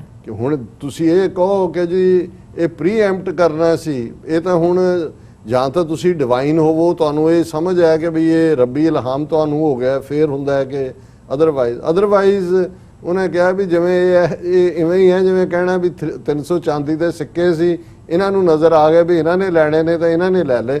ਫਿਰ ਉਹਨਾਂ ਨੇ ਕਿਹਾ like the Chinese sayings there are no 300 taels of silver buried here, which means one accidentally gives away the hidden truth in an explanation. India's statements reveal that the Indian troops were the first to have illegally crossed the LAC, made provocations, changed the status quo in border areas and violated bilateral agreements and important consensus. ਉਹਨਾਂ ਨੇ ਕਿਹਾ ਜੀ ਇਸ ਅਖਾਣ ਦਾ ਮਤਲਬ ਇਹ ਹੈ, ਜਿਹਨੂੰ ਜੇ ਪੰਜਾਬੀ 'ਚ ਕਹਿਣਾ ਹੋਏ ਕਿ ਚੋਰ ਦੀ ਦਾੜੀ 'ਚ ਤਿਨਕਾ, ਉਹਨਾਂ ਕਿਹਾ ਵੀ ਆਹ ਦੇਖ ਲਓ ਵੀ ਇਹ ਆਪ ਹੀ ਬੋਲੇ ਨੇ, ਇਹਨਾਂ ਨੇ ਕ੍ਰਾਸ ਕੀਤਾ ਹੈ ਔਰ ਇਹਨਾਂ ਨੇ ਇਹ ਸਾਰਾ ਵਾਇਲੇਟ ਕੀਤਾ ਹੈ। ਫਿਰ ਉਹਨੇ ਇੰਡੀਆ ਨੂੰ ਇਹ ਕੇਸ, ਔਰ ਇਹ ਫੋਰਨ ਮਿਨਿਸਟਰੀ ਸਪੋਕਸਪਰਸਨ ਵੱਲੋਂ ਇਸ ਲੈਵਲ ਤੇ ਗੱਲ ਹੋਣੀ ਦੱਸਦਾ ਹੈ ਕਿ ਵੀ ਆਉਣ ਵਾਲੇ ਪੀਰੀਅਡ 'ਚ ਇਹਨਾਂ ਦੇ ਛੱਤਰ ਫੇਰਨਗੇ। ਉਹਨੇ ਕਿਹਾ since the beginning of year India has breached bilateral agreements and imported consensus many times in the western sector of China-India border, attempted to unilaterally change the status quo by force, undermined peace and stability in the border region and caused tensions. The responsibility lies entirely with the Indian side. China has kept maximum restraint to prevent potential escalation. ਇਹ ਉਹਨੇ ਪੂਰਾ case build ਕੀਤਾ ਵੀ ਸਾਲ 'ਚ ਇਹਨਾਂ ਨੇ ਕਈ ਵਾਰੀ ਕੀਤਾ, ਜਿਹੜੇ ਸਮਝੌਤੇ ਕੀਤੇ ਉਹ ਵੀ ਤੋੜੇ ਨੇ, ਔਰ ਇਹ ਇਸ ਖਿੱਤੇ ਦੇ ਵਿੱਚ ਅਮਨ ਔਰ ਸਟੇਬਿਲਿਟੀ ਨੂੰ ਜਿਹੜਾ ਇਹ ਚੈਲੰਜ ਕਰ ਰਹੇ ਨੇ। ਔਰ ਅਸੀਂ ਇਹ ਕਹਿੰਦੇ ਹਾਂ ਇੰਡੀਆ ਨੂੰ ਕਿ ਸਟ੍ਰਿਕਟਲੀ ਡਿਸਪਲਿਨ ਕਰੇ ਆਪਣੇ ਬਾਰਡਰ ਟਰੂਪਸ ਨੂੰ, stop all provocations at once, immediately withdraw all personnel who illegally cross road to LAC, ਔਰ ਇਹ ਕੋਈ ਵੀ ਐਸਾ ਐਕਸ਼ਨ ਜਿਹੜਾ ਉੱਥੇ ਐਸਕੇਲੇਸ਼ਨ ਕਰਦਾ ਹੈ ਉਸ ਨੂੰ ਜਿਹੜਾ ਉਹ ਅਵੋਇਡ ਕੀਤਾ ਜਾਏ। ਔਰ ਜਿਉਂ ਹੀ ਇਹ ਨਾਲ ਆਇਆ ਗਲੋਬਲ ਟਾਈਮਸ, ਜਿਹੜਾ ਮੈਂ ਕਿਹਾ ਵੀ ਉਹਨਾਂ ਦੀ ਕਮਿਊਨਿਸਟ ਪਾਰਟੀ ਦਾ ਮਾਊਥਪੀਸ ਹੈ, ਉਹਨਾਂ ਨੇ ਨਾਲ ਦੀ ਨਾਲ ਹੀ ਇਹ ਕਿਹਾ कि भी इंडियाज एक्शन, उन्हों का एडिटोरियल है ग्लोबल टाइम्स का, जी India's actions have seriously increased the strategic mistrust between China and India and heightened the damage border frictions are creating on relations between two countries. और ये जड़ा है neither China nor India is willing to keep their relations at the cost of losing territory, but the same disputes have been there for decades and they shouldn't have been be allowed to resurface. उन्होंने कहा जी ठीक है ना चीन इलाका छड़ना चाहता ना असी, पर ये तो कई दहाइयां तो ये झगड़ा सी, all of a sudden India इस किस्म का क्यों बिहेव कर रहा है. Chinese public opinion has not focused on China-India border issues, but India has always been fanatical. कि भी चाइना दे लोग तो दोस्ती चाहते हैं, पर ਜਿਹੜਾ ਭਾਰਤ ਦਾ ਬਿਹੇਵੀਅਰ ਹੈ ਇਹ ਬਿਲਕੁਲ ਫੈਨੇਟਿਕਲ ਹੈ, ਬਿਲਕੁਲ ਅੰਨੇ ਹੋ ਕੇ ਜੁਮਨੀਆਂ ਵਾਲਾ ਇਹਨਾਂ ਦਾ. One will suspect that India is misguided. ਇਹ ਹੁਣ ਚਾਈਨੀਜ਼ ਸਟਾਈਲ ਹੈ ਕਿ ਇਸ ਤਰ੍ਹਾਂ ਲੱਗਦਾ ਹੈ ਕਿ ਭਾਰਤ ਗੁੰਮਰਾਹ ਹੋ ਰਿਹਾ ਹੈ. China is an immovable neighbour and much stronger than India. ਉਹ ਸਮਝਾ ਰਹੇ ਨੇ ਕਿ ਕਮਲਿਓ ਆਪਣੀ ਔਕਾਤ ਦੇਖੋ ਤੇ ਸਾਡਾ ਦੇਖੋ ਵੀ ਅਸੀਂ ਨੇਬਰ ਐ, ਅਸੀਂ ਕਿਤੇ ਨਹੀਂ ਜਾਣਾ, ਇੱਥੇ ਹੀ ਰਹਿਣਾ, ਔਰ ਤੁਹਾਡੇ ਨਾਲੋਂ ਅਸੀਂ ਮਚ ਸਟਰੋਂਗਰ ਹੈ. ਹੁਣ ਇਹਦੇ 'ਚ ਕੋਈ ਸ਼ੱਕ ਨਹੀਂ ਹੈ ਕਿ 1/5 ਇਹਨਾਂ ਦੀ ਇਕਨੋਮੀ ਨਹੀਂ ਹੈ ਉਹਨਾਂ ਦੇ ਬਰਾਬਰ. ਉਹ 15 ਟ੍ਰਿਲੀਅਨ ਦੀ ਹੈ, ਇਹ 2.5 ਤੋਂ 3 ਟ੍ਰਿਲੀਅਨ ਜਿਹੜੀ ਹੋਰ ਥੱਲੇ ਆ ਜਾਣੀ. ਫਿਰ ਉਹਨਾਂ ਨੇ ਕਿਹਾ the two countries are suitable to be partners in seeking common development, ਕਿ ਵੀ ਇਹ ਦੋਨੋਂ ਸਾਥੀ ਹੋ ਸਕਦੇ ਨੇ developments. But if New Delhi wants to label Beijing its long-term strategic rival, it needs to be prepared to pay a huge cost. उन्होंने कहा भी जे इन्हां दा दिमाग उतरिया और ये सानू जिहड़ा दुश्मन दे तौर ते देखदे ने, फिर ये है कि भी इहदी कीमत अदा करन लई तैयार रहो. In the meantime, it will never manage to get one more inch of land at China-India border areas. उन्होंने कहा भी ये ਭੁੱਲ ਜਾਓ ਕਿ ਵੀ ਤੁਸੀਂ 1 ਇੰਚ ਜ਼ਮੀਨ ਵੀ ਜਿਹੜੀ ਹੈ ਭਾਰਤ ਔਰ ਚੀਨ ਦੇ ਬਾਰਡਰ ਤੇ ਲੈ ਸਕੋਗੇ. ਔਰ ਇਸ ਨੂੰ ਹੀ ਉਹਨਾਂ ਨੇ ਇੱਕ ਡਿਫਰੈਂਟ ਥਾਂ ਦੇ ਉੱਤੇ ਉਹਨਾਂ ਨੇ ਕਿਹਾ ਕਿ ਵੀ ਜੇ ਭਾਰਤ ਫੌਜੀ ਮੁਕਾਬਲਾ ਚਾਹੁੰਦਾ ਤਾਂ ਚੀਨ ਦੀ ਪੀਪਲਜ਼ ਲਿਬਰੇਸ਼ਨ ਆਰਮੀ ਭਾਰਤੀ ਫੌਜ ਨੂੰ 1962 ਤੋਂ ਵੀ ਕਿਤੇ ਜ਼ਿਆਦਾ ਨੁਕਸਾਨ ਪਹੁੰਚਾਏਗੀ. ਔਰ ਇਹ ਵੀ ਉਹਨਾਂ ਨੇ ਜਿਹੜਾ ग्लोबल टाइम्स की वार्निंग ही है कि भाई ये सारे दे लई तुसी तैयार रहो. और इधरों भारती जिहड़े ने हुण क्योंकि असल च जदों असीं 2 दिन पहला भी डिस्कस किया कि बई ईवन जिहड़ी हुण तक इन्हां दी टोटल डिनाइल सी कि कोई आया नहीं कोई गया नहीं, जदों भारत दे इंटैलीजेंस सोर्सिस ने भी ये मन्निया कि 1000 स्क्वायर किलोमीटर टैरीटोरी ऑलरेडी चाइना ने उस ਜਿਹੜਾ ਪਹਿਲਾ ਟਕਰਾਅ ਹੋਇਆ ਉਹਦੇ ਚ ਲਈ ਹੈ. ਹੁਣ ਇਹਨਾਂ ਦਾ ਜਿਹਨੂੰ ਕਹਿੰਦੇ ਨੇ ਕਿ ਲੂਜ਼ ਫੇਸ ਹੋ ਗਿਆ ਕਿਉਂਕਿ ਪੋਲੀਟੀਕਲੀ ਹੁਣ ਇਹ ਜੋ ਕਰ ਰਹੇ ਨੇ ਇਹ ਡਰਾਮਾ ਵੀ ਜੀ ਅਸੀਂ ਪ੍ਰੀਐਮਪਟ ਕਰਤਾ. ਦੂਜਾ ਕੱਲ ਤੱਕ ਦਾ ਪ੍ਰੀਐਮਪਟ ਸੀ, ਅੱਜ ਇੱਕ ਖਬਰ ਇਹਨਾਂ ਨੇ ਜਿਹੜੀ ਹੈ ਉਹ ਪਲਾਂਟ ਕਰਾਈ ਹੈ. Occupied LAC pass to plug intrusion Rechin La key to Chushul sector defence brigadier level talks and ਹੁਣ ਇਹ ਦਾਵਾ ਕਰ ਰਹੇ ਨੇ ਇੰਡੀਆ ਵਾਲੇ कि Indian Army occupied a critical mountain pass, Renchin Law, called Requien by China, located close to Sapagar Gap, east of Chashul, along the line of actual control on the night intervening August 30th and 31st. ਹੁਣ ਪਹਿਲੀ ਜਿਹੜਾ ਇਹਨਾਂ ਨੇ 29 ਤੇ 30 ਦੇ ਵਿਚਾਲੇ ਦਾ claim ਕੀਤਾ ਜੀ ਅਸੀਂ ਪੈਂਗੋਂਗ ਸੋ ਲੇਕ ਤੇ ਉਹਨਾਂ ਨੂੰ ਜਿਹੜਾ ਪ੍ਰੀਐਮਪਟ ਕੀਤਾ. ਹੁਣ ਇਹ ਸ਼ੇਖੀ 30 ਤੇ 31 ਅਗਸਤ ਦੀ ਰਾਤ ਦੀ ਮਾਰ ਰਹੇ ਨੇ ਕਿ ਜੀ ਅਸੀਂ ਜਿਹੜਾ ਰੈਂਚਨ ਲਾਅ ਪਾਸ ਹੈ ਮਾਊਂਟੇਨ ਪਾਸ ਉਸ ਦੇ ਉੱਤੇ ਅਸੀਂ ਕਾਬੂ ਕਰ ਲਿਆ, ਉਹਨੂੰ ਉਸ ਦੇ ਉੱਤੇ ਅਸੀਂ ਕਬਜ਼ਾ ਕਰ ਲਿਆ. ਇੰਡੀਅਨ ਆਕੂਪੇਸ਼ਨ ਆਫ ਦਾ ਪਾਸ ਆਪਣੇ ਆਪ ਨੂੰ ਆਕੂਪੇਸ਼ਨ ਕਹਿ ਰਹੇ ਨੇ which is located in the grey zone along LAC is a reaction is a grey zone in the areas. और उन्होंने कहा कि भाई ये सारे दे नाल इंडिया की पोजीशन बहुत स्ट्रोंग हो गई है क्योंकि Rechin La is one of 13 identified possible routes of military ingress into Ladakh from Chinese side. These routes are natural gaps in mountain along the 826 kilometre LAC in Ladakh. ਹੁਣ ਵੈਸੇ line of actual control 3500 kilometre ਦੇ ਲਗਭਗ ਹੈ India ਔਰ China ਦੇ ਵਿਚਾਲੇ, ਲੇਕਿਨ 826 kilometre eastern sector Ladakh 'ਚ ਹੈ ਔਰ ਇਹ ਕਹਿੰਦੇ ਨੇ ਜੀ 13 ਉਹਦੇ 'ਚ ਐਸੇ ਧੱਰੇ ਨੇ ਪਾਸ ਨੇ ਜਿਨ੍ਹਾਂ ਦੇ ਰਾਹੀਂ ਮਿਲਟਰੀ ਇਨਗ੍ਰੈਸ ਹੋ ਸਕਦੀ ਹੈ ਔਰ ਅਸੀਂ ਜਿਹੜਾ ਹੁਣ ਇਹ ਇਸ ਦਰੇ ਨੂੰ ਕਾਬੂ ਕਰ ਲਿਆ। ਇਹਦੇ ਨਾਲ ਹੁਣ ਅਸੀਂ Spanggur gap, Moldo garrison of China, southern bank of Spanggur, so ਇਹ ਜਿਹੜਾ ਅਸੀਂ ਹਾਸਲ ਕਰ ਲਿਆ। So the move a clear counter to PLA expands the ongoing stalemate south of Pangong. So far everything was happening north of the lake. ਪਹਿਲਾਂ north of the lake ਦੀ ਗੱਲ ਉਹਨਾਂ ਨੇ ਕਿਹਾ ਜੀ ਸਾਊਥ। ਹੁਣ ਇਹ ਜਿਹੜਾ ਲੇਕ ਹੈ ਪੈਂਗੋਂਗ, ਸੋ ਮੈਂ ਇੱਕ ਦਿਨ ਉਹਨੂੰ ਡਿਸਕਸ ਕਰਾਂਗਾ ਕਿਉਂਕਿ ਮੈਂ ਵੀ ਇਸ ਚੋਂ ਸਿੱਖ ਰਿਹਾ ਕਿ ਬਹੁਤ ਵੱਡਾ ਹੈ, ਸ਼ਾਇਦ 800 ਕਿਲੋਮੀਟਰ ਲੇਕ ਹੈ ਉਹ, ਔਰ ਉਹ ਵੀ ਦੁਨੀਆ ਦੀ ਸਭ ਤੋਂ ਹਾਈਟ ਵਾਲਾ ਲੇਕ ਹੈ। ਔਰ ਹੁਣ ਕਿਉਂਕਿ ਉਸ ਲੇਕ ਨੂੰ ਲੈ ਕੇ ਹੁਣ ਪਾਣੀ ਦੇ ਵਿੱਚ ਤਾਂ ਲੀਕ ਖਿੱਚੇ ਨਹੀਂ ਜਾਂਦੇ, ਬਿਲਕੁਲ, ਕਿ ਲਾਈਨ ਆਫ ਐਕਚੁਅਲ ਕੰਟਰੋਲ ਕਿੱਥੇ ਹੈ। ਸੋ ਇਹ ਜਿਹੜੀਆਂ ਫਿੰਗਰ ਸਾਰੀਆਂ ਬਣਦੀਆਂ ਉਹ 800 ਕਿਲੋਮੀਟਰ ਵਾਲੇ ਕੀ ਹੈ ਕਿ ਜੀ ਇਹ ਫਿੰਗਰ 4 ਹੈ, ਫਿੰਗਰ 5 ਹੈ, ਉਹ ਇੱਧਰ ਹੈ, ਉਧਰ ਹੈ। ਔਰ ਕਿਉਂਕਿ ਫਲੱਡਸ ਵੀ ਆਏ ਹੋਏ ਨੇ, ਮਤਲਬ ਮੀਂਹ ਦਾ ਸੀਜ਼ਨ ਹੈ, ਵੈਸੇ ਵੀ ਗਲੇਸ਼ੀਅਰ ਪਿਘਲਦੇ ਨੇ। ਸੋ ਇਹਦੇ ਤੇ ਅਸੀਂ ਮੈਂ ਆਉਣ ਵਾਲੇ ਦਿਨਾਂ 'ਚ ਖੁਦ ਵੀ ਥੋੜਾ ਜਿਹਾ ਪੜ੍ਹ ਰਿਹਾ ਕਿ ਵੀ ਇਹ ਸਾਰਾ ਕੀ ਹੈ, ਕਿਉਂਕਿ ਆਲ ਆਫ ਏ ਸਡਨ ਇਹ ਸਾਰਾ ਹੁਣ ਜਦੋਂ ਅਸੀਂ 3500 ਕਿਲੋਮੀਟਰ ਇਹਨਾਂ ਦੇ ਬਾਰਡਰ ਦਾ ਬ੍ਰੇਕਅਪ ਦੇਖ ਰਹੇ ਹਾਂ ਵੀ ਕਿੱਥੇ ਕੀ ਹੈ। ਸੋ ਮਲਟੀਪਲ ਥਾਵਾਂ ਦੇ ਉੱਤੇ ਗਲਵਾਨ ਵੈਲੀ ਤੋਂ ਸ਼ੁਰੂ ਹੋਇਆ ਜਿਹੜਾ ਪੈਂਗੋਂਗ ਸੋ ਲੇਕ ਦੇ ਉੱਤੇ 29 ਤੇ 30 ਅਗਸਤ ਦੀ ਗੱਲ ਹੋਈ। ਹੁਣ ਇਹ ਜਿਹੜਾ ਚਸ਼ੂਲ 에ਅਰਪੋਰਟ ਦੇ ਉੱਤੇ ਉਹਦੇ ਨੇੜੇ ਜਿਹੜਾ ਉਸ ਦੀ ਗੱਲ ਕਰ ਰਹੇ ਨੇ। ਸੋ ਕੁੱਲ ਮਿਲਾ ਕੇ ਮੈਂ ਇਹ ਸਮਝਦਾ ਵੀ ਇਹਨੂੰ ਸਾਦਾ ਪੰਜਾਬੀ 'ਚ ਅਸੀਂ ਕਹਾਂਗੇ ਵੀ ਇਹ ਇਹਨਾਂ ਦੀਆਂ ਚੂੰ ਚਲਾਕੀਆਂ ਨੇ। ਔਰ ਇਹ ਚੂੰ ਚਲਾਕੀਆਂ 'ਚੋਂ ਫਿਰ ਅਲਟੀਮੇਟਲੀ ਕੀ ਹੋਏਗਾ, ਅਜੇ ਤਾਂ ਚੀਨ ਨੇ ਇਹਨਾਂ ਨੂੰ ਕਿਹਾ ਕਿ ਵੀ ਦੇਖੋ ਆਪਣੀ ਔਕਾਤ ਦੇਖੋ, ਨਹੀਂ ਤਾਂ ਫਿਰ ਧੋਬੀ ਕੀ ਉਹਨੂੰ ਕਹਿੰਦੇ ਨੇ ਜੀ, ਨਹੀਂ ਜੀ ਮੈਂ ਪਟੜਾ ਹੀ ਕਹਿੰਦਾ ਸੀ, ਡਾਕਟਰ ਰਣਜੀਤ ਸਿੰਘ ਕਹਿੰਦਾ ਨਹੀਂ ਜੀ ਧੋਬੀ ਪਟਕਾ ਜਦੋਂ ਧੋਬੀ ਉਹ ਪੂਰਾ ਕਰਕੇ ਫਿਰ ਪਟਕਾ ਦਿੰਦਾ ਹੈ। ਔਰ ਉਹ ਮੈਨੂੰ ਤਾਂ ਸੀ ਵੀ ਪਤਾ ਨਹੀਂ ਉਹਦੇ ਪਟੜੇ ਤੇ ਮਾਰਦਾ ਹੈ। ਸੋ ਉਹਨਾਂ ਦੀ ਕਰੈਕਸ਼ਨ ਦੇ ਲਈ ਸ਼ੁਕਰੀਆ।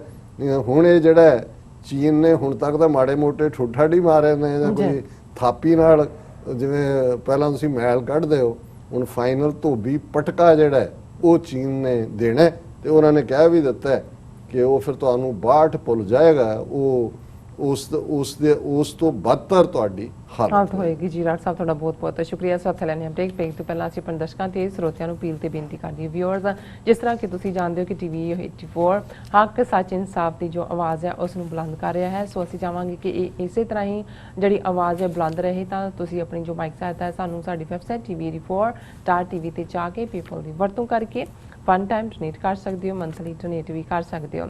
ਤੁਸੀਂ TV 84 ਦੇ ਨਾਮ ਤੇ ਚੈੱਕ ਬਣਾ ਕੇ ਸਾਨੂੰ ਮੇਲ ਵੀ ਕਰ ਸਕਦੇ ਹੋ ਸਾਡੇ ਇਸ ਪਤੇ ਤੇ 36-01 37th Avenue, Long Island City, New York 11101 USA, ਜਾਂ ਫਿਰ ਤੁਸੀਂ ਸਾਨੂੰ ਫੋਨ ਰਾਹੀਂ ਵੀ ਸੰਪਰਕ ਕਰ ਸਕਦੇ ਹੋ ਸਾਡੇ ਫੋਨ ਨੰਬਰ ਤੇ 5164060694। Thank you so much viewers. ਵਿਚਾਰਾਂ ਦਾ ਸਿਲਸਿਲਾ ਇਸ ਤਰ੍ਹਾਂ ਚੱਲਦਾ ਰਹੇਗਾ। ਮਿਲਦੇ ਹਾਂ ਛੋਟੇ ਜਿਹੇ ਬ੍ਰੇਕ ਤੋਂ ਬਾਅਦ।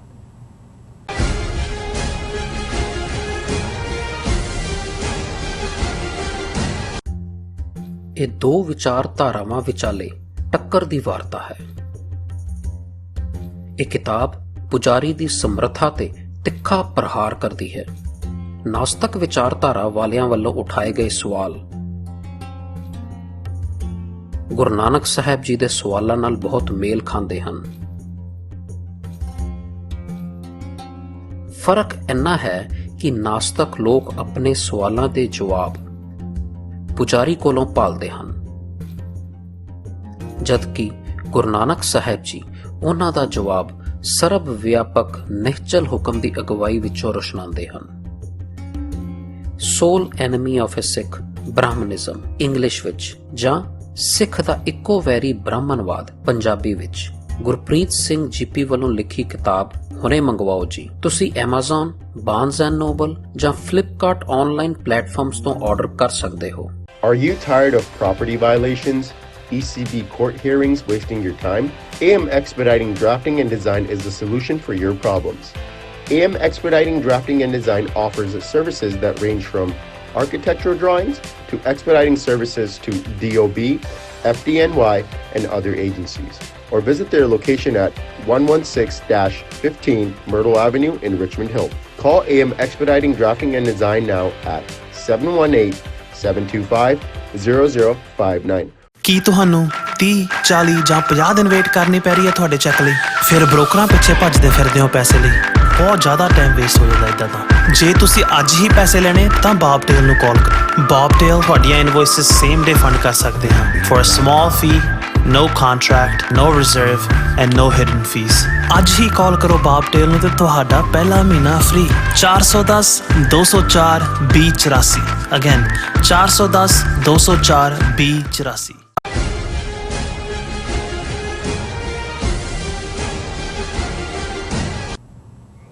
ਦਰਸ਼ਕੋ, ਬ੍ਰੇਕ ਤੋਂ ਬਾਅਦ ਦਾ ਸਭ ਦਾ ਭਰਪੂਰ ਸਵਾਗਤ ਹੈ। ਹੁਣ ਆਪਾਂ ਦੂਸਰੇ ਸੈਗਮੈਂਟ ਦੇ ਵਿੱਚ ਗੱਲਬਾਤ ਕਰਨ ਜਾ ਰਹੇ ਹਾਂ। ਵਿਊਅਰਸ, ਇਸ ਤਰ੍ਹਾਂ ਲੱਗਦਾ ਹੈ ਕਿ ਭਾਰਤ ਦੀ ਜੋ ਕਮਜ਼ੋਰ ਇਕਨੋਮਿਕਲੀ ਜੋ ਸਿਚੁਏਸ਼ਨ ਅੰਦਰੋਂ ਹਿੱਲਿਆ ਸਮਾਜਿਕ ਢਾਂਚਾ ਤੇ ਅਗੂ ਚੀਨ ਤੇ ਪਾਕਿਸਤਾਨ ਨਾਲ ਪੰਗਾ ਭਾਰਤ ਨੂੰ ਸੋਵੀਅਤ ਯੂਨੀਅਨ ਵਾਂਗ ਟੁਕੜੇ ਕਰ ਦੇਵੇਗਾ। ਔਰ ਇਸ ਤਰ੍ਹਾਂ ਲੱਗਦਾ ਹੈ ਕਿ ਮੋਦੀ ਇਤਿਹਾਸ ਵਿੱਚ ਭਾਰਤ ਨੂੰ ਟੁਕੜੇ ਕਰਨ ਵਾਲੇ ਫਾਸ਼ਿਸਟ ਲੀਡਰ ਵਜੋਂ ਜਾਣਿਆ ਜਾਏਗਾ। ਸੋ ਵਿਊਅਰਸ, ਵੈਸੇ ਵੀ ਮੋਦੀ ਭਗਤਾਂ ਵੱਲੋਂ ਇਹ ਨਾਰਾ ਲਾਇਆ ਜਾਂਦਾ ਹੈ ਕਿ ਮੋਦੀ ਹੈ तो मुमकिन है। सो इस बारे गलबात हो जा रही है। सो असं चाहांगे कि तुसां नाल इसी तरह ही बने रहना। देखण सुन लई तुहाडा सब दा बहुत बहुत शुक्रिया जी। डॉक्टर साहब की विचार ने इस मुद्दे बारे? देखो, वैसे तो ये पिछले 6 साल तो ही ਜਦੋਂ 2014 ਤੋਂ ਇਹ ਨਾਰਾ ਬੜਾ ਗੂੰਜਦਾ ਰਿਹਾ, ਮੋਦੀ ਹੈ ਤਾਂ ਮੁਮਕਿਨ ਹੈ। ਹੁਣ ਇਹ ਵੀ ਆ ਗਿਆ ਕਿ ਵੀ ਜੇ 1/4 25% ਇਹਨਾਂ ਦੀ ਇਕਨੋਮੀ ਜਿਹੜੀ ਹੈ ਉਹ ਵਾਈਪ ਆਊਟ ਹੋ ਗਈ ਤੇ ਮੋਦੀ ਹੈ ਤਾਂ ਮੁਮਕਿਨ ਹੈ, ਮੋਦੀ ਕਰ ਸਕਦਾ ਸੀ। ਬਿਲਕੁਲ।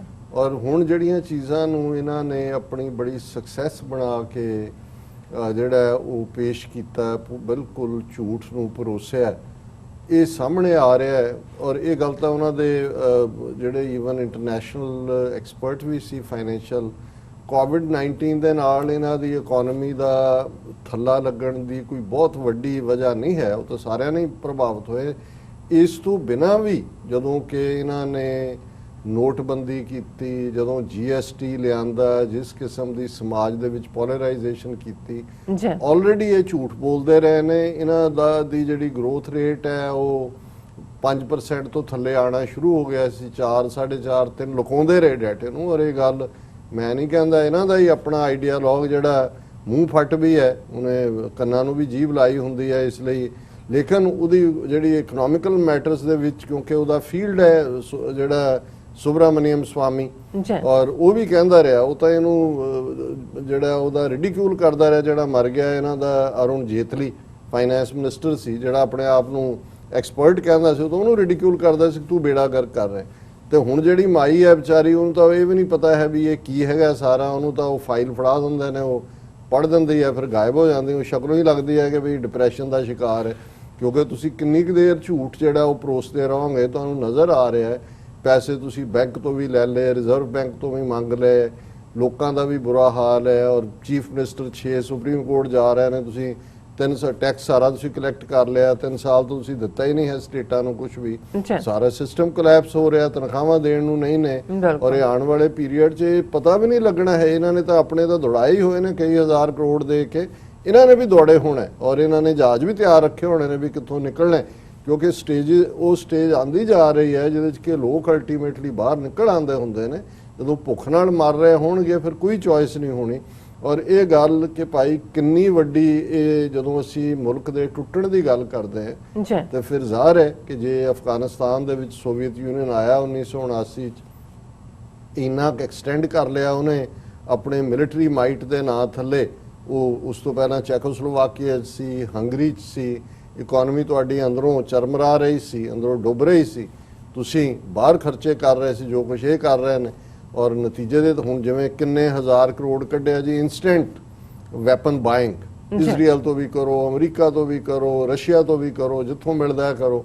ਹੁਣ ਉਹ ਕਿੱਥੋਂ ਨੇ ਟੈਕਸ ਜਾਂ ਲੋਕਾਂ ਦੇ ਪੱਲੇ ਕੀ ਹੈ? ਹੁਣ ਤਾਂ ਉਹ ਮੁਰਦਿਆਂ ਦੀਆਂ ਕਬਰਾਂ ਪੁੱਟ ਕੇ ਉਹਨਾਂ ਦੇ ਮੂੰਹ ਚੋਂ ਚਾਂਦੀ ਦੇ ਰੁਪਈਏ ਕੱਢ ਲੈਣ, ਜੇ ਕੋਈ ਹੈ ਤਾਂ ਪਤਾ ਨਹੀਂ ਹੈ। ਲੇਕਿਨ ਜਾਂ ਮੰਦਰਾਂ ਦੇ ਵਿੱਚ ਜੋ ਰੱਖਿਆ ਉਹ ਤਾਂ ਪਹਿਲਾਂ ਹੀ ਉਹਨਾਂ ਦੇ ਚੋਰ ਜਿਹੜੇ ਉਹਦੇ ਕਸਟੋਡੀਅਨ ਨੇ ਉਹ ਵੇਚ-ਬੂਚ ਕੇ ਉਹਨਾਂ ਨੇ ਸੋਨੇ ਦੀ ਥਾਂ ਪਿੱਤਲ ਰੱਖਿਆ ਹੋਇਆ, ਉੱਥੋਂ ਵੀ ਕੁਝ ਨਹੀਂ ਨਿਕਲਣਾ। ਜੇ ਹੋਏ ਜੀ ਤੁਸੀਂ ਮੰਦਰਾਂ ਚੋਂ ਕੱਢ ਕੇ ਇਹਨੂੰ ਚਲਾ ਲਓ ਇਕਨੋਮੀ ਨੂੰ।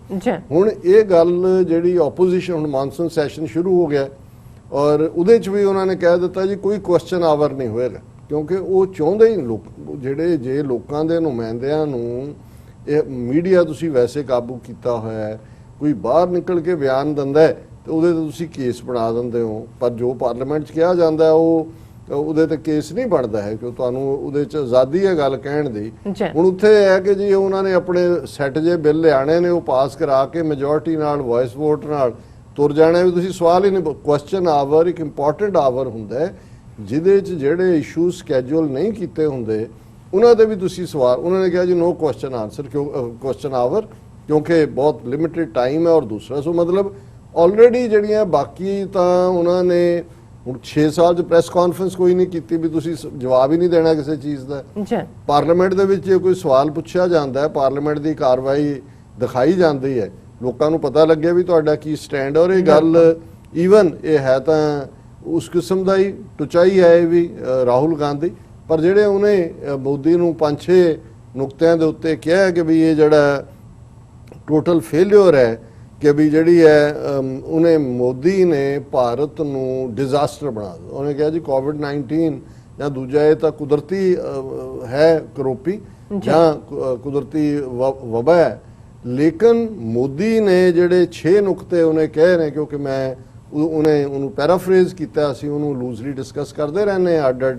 ਉਹਨੇ ਪਹਿਲਾ ਕਿਹਾ ਕਿ ਹਿਸਟੋਰਿਕ GDP ਰਿਡਕਸ਼ਨ 23.9%। ਅਸੀਂ ਜ਼ਿਕਰ ਕੀਤਾ ਹੈ ਕਿ ਵੀ ਮੋਦੀ ਦੇ ਥੱਲੇ ਜਿਹੜੇ ਮੋਦੀ ਮੇਡ ਫੇਲਿਅਰਸ ਨੇ, ਜਿਹੜੀਆਂ ਜ਼ਾਹਰ ਹੈ ਇਹ 6 ਹੀ ਦੇਸ਼ ਨੂੰ ਤੋੜਨ ਵਾਲੀਆਂ ਨੇ, ਉਹਦੇ 'ਚ ਉਹਨੇ ਕਿਹਾ ਵੀ 1/4 ਜਿਹੜੀ ਇਕਨੋਮੀ GDP ਹੈ ਮੁਲਕ ਦੀ ਉਹਨੂੰ ਖਤਮ ਕਰਨਾ। ਹਾਈਐਸਟ ਅਨਐਮਪਲੋਇਮੈਂਟ ਇਨ 45 ਈਅਰਸ, ਕਿ ਪਿਛਲੇ 45 ਸਾਲਾਂ 'ਚ, ਯਾਨੀ ਜਦੋਂ 70ਵਿਆਂ ਦੇ ਵਿੱਚ ਭਾਵੇਂ ਇੰਦਰਾ ਗਾਂਧੀ ਨੇ ਜਿਹੜਾ ਉਹ ਬੰਗਲਾਦੇਸ਼ ਬੜੀ ਦੁਰਗਾ ਮਾਤਾ ਬਣ ਗਈ ਸੀ ਜਾਂ ਦੂਜਾ, ਪਰ ਅਸੀਂ ਲੇਟ 60s ਦੇ ਵਿੱਚ ਦੇਖਦੇ ਹਾਂ, ਕਿਉਂਕਿ ਲੇਟ 60s ਦੇ ਵਿੱਚ ਹੀ ਇਹ ਸ਼ੁਰੂ ਹੋ ਗਿਆ ਸੀ ਜਿਹੜਾ ਡਾਊਨਫਾਲ ਇਕਨੋਮੀ ਦਾ। ਔਰ ਉਦੋਂ ਇੰਦਰਾ ਗਾਂਧੀ ਨੇ ਇੱਕ ਪਾਸੇ ਤਾਂ ਬੜਾ ਸਮਾਰਟ ਨਾਰਾ ਦਿੱਤਾ, ਗਰੀਬੀ ਹਟਾਓ, ਉਹਦਾ ਪੋਲੀਟੀਕਲ ਸਲੋਗਨ ਸੀ ਇਹਦੀ ਦਾਦੀ ਦਾ, ਗਰੀਬੀ ਹਟਾਓ। ਉਹ ਹਟਾਣਾ ਟੂਣਾ ਕੀ ਸੀ, ਲੈ ਦੇ ਕੇ ਸਿਸਟਮ ਤਾਂ ਉਹੀ ਹੈ ਜਿਸ ਕਿਸਮ ਦੇ ਉੱਤੇ ਲੋਕ ਨੇ। ਔਰ ਫਿਰ ਲੋਕਾਂ ਨੇ ਉਹਨੂੰ ਕਾਊਂਟਰ ਕੀਤਾ ਸੀ, ਉਹਨਾਂ ਨੇ ਕਿਹਾ ਜੀ ਇਹ ਗਰੀਬੀ ਹਟਾਓ ਨਹੀਂ ਹੈ ਜੋ ਤੁਹਾਡੇ ਤੁਸੀਂ ਕਰ ਰਹੇ, ਦਾ ਮਤਲਬ ਹੈ ਗਰੀਬ ਹਟਾਓ, ਕਿ ਮਰ ਲੈਣ ਦਿਓ ਜਿੰਨੇ ਕਿ ਗਰੀਬਾਂ ਨੂੰ। ਸੋ ਇਹਨਾਂ ਨੇ ਜਿਹੜੇ ਡਰਾਮੇਬਾਜ਼ੀ ਕੀਤੀ, ਨਾਰਾ ਦਿੱਤਾ ਸਬਕਾ ਸਾਥ ਸਬਕਾ ਵਿਕਾਸ, ਕਿ ਬਹੁਤ ਡਿਵੈਲਪਮੈਂਟ ਦੇਖੋ ਗੁਜਰਾਤ ਨੂੰ ਕਿੰਨਾ ਪ੍ਰੋਗਰੈਸ। ਔਰ ਹੁਣ ਸਾਹਮਣੇ ਆਇਆ ਕਿ ਉਹ ਸਾਰੇ ਉੱਥੇ ਵੀ ਸੁਸਾਈਡ ਰੇਟ ਫਾਰਮਰਸ ਦਾ ਬਾਕੀਆਂ ਨਾਲੋਂ ਜ਼ਿਆਦਾ, ਕੋਈ ਪ੍ਰੋਗਰੈਸ ਨਹੀਂ ਹੈ। ਲੇਕਿਨ ਤੁਸੀਂ ਝੂਠ ਹੀ ਪਰੋਸਣਾ, ਮੀਡੀਆ ਰਾਹੀਂ ਪਰੋਸਿਆ। ਔਰ ਉਹਨੇ ਇਹ ਕਿਹਾ ਕਿ ਵੀ ਇਹ ਜਿਹੜੀ ਪਿਛਲੇ 45 ਸਾਲਾਂ 'ਚ, ਇਹਦਾ ਮਤਲਬ ਹੈ ਕਿ 65 ਤੋਂ ਬਾਅਦ ਜਿਹੜੀ ਹੈ 65 ਤੋਂ ਬਾਅਦ ਜਾਂ 75 ਤੋਂ ਬਾਅਦ, 75 ਉਹੀ। ਹੁਣ ਇਹਦੇ ਬਾਵਜੂਦ ਕਿ ਇੰਦਰਾ ਗਾਂਧੀ ਨੇ ਬੰਗਲਾਦੇਸ਼ ਵਾਰ ਦੇ ਥੱਲੇ ਆਪਣੇ ਆਪ ਨੂੰ ਦੁਰਗਾ ਮਾਤਾ ਬਣਾ ਲਿਆ ਸੀ, ਲੇਕਿਨ ਇੰਨੀ ਜ਼ਿਆਦਾ ਅਨਇੰਪਲੋਇਮੈਂਟ ਹੋਈ।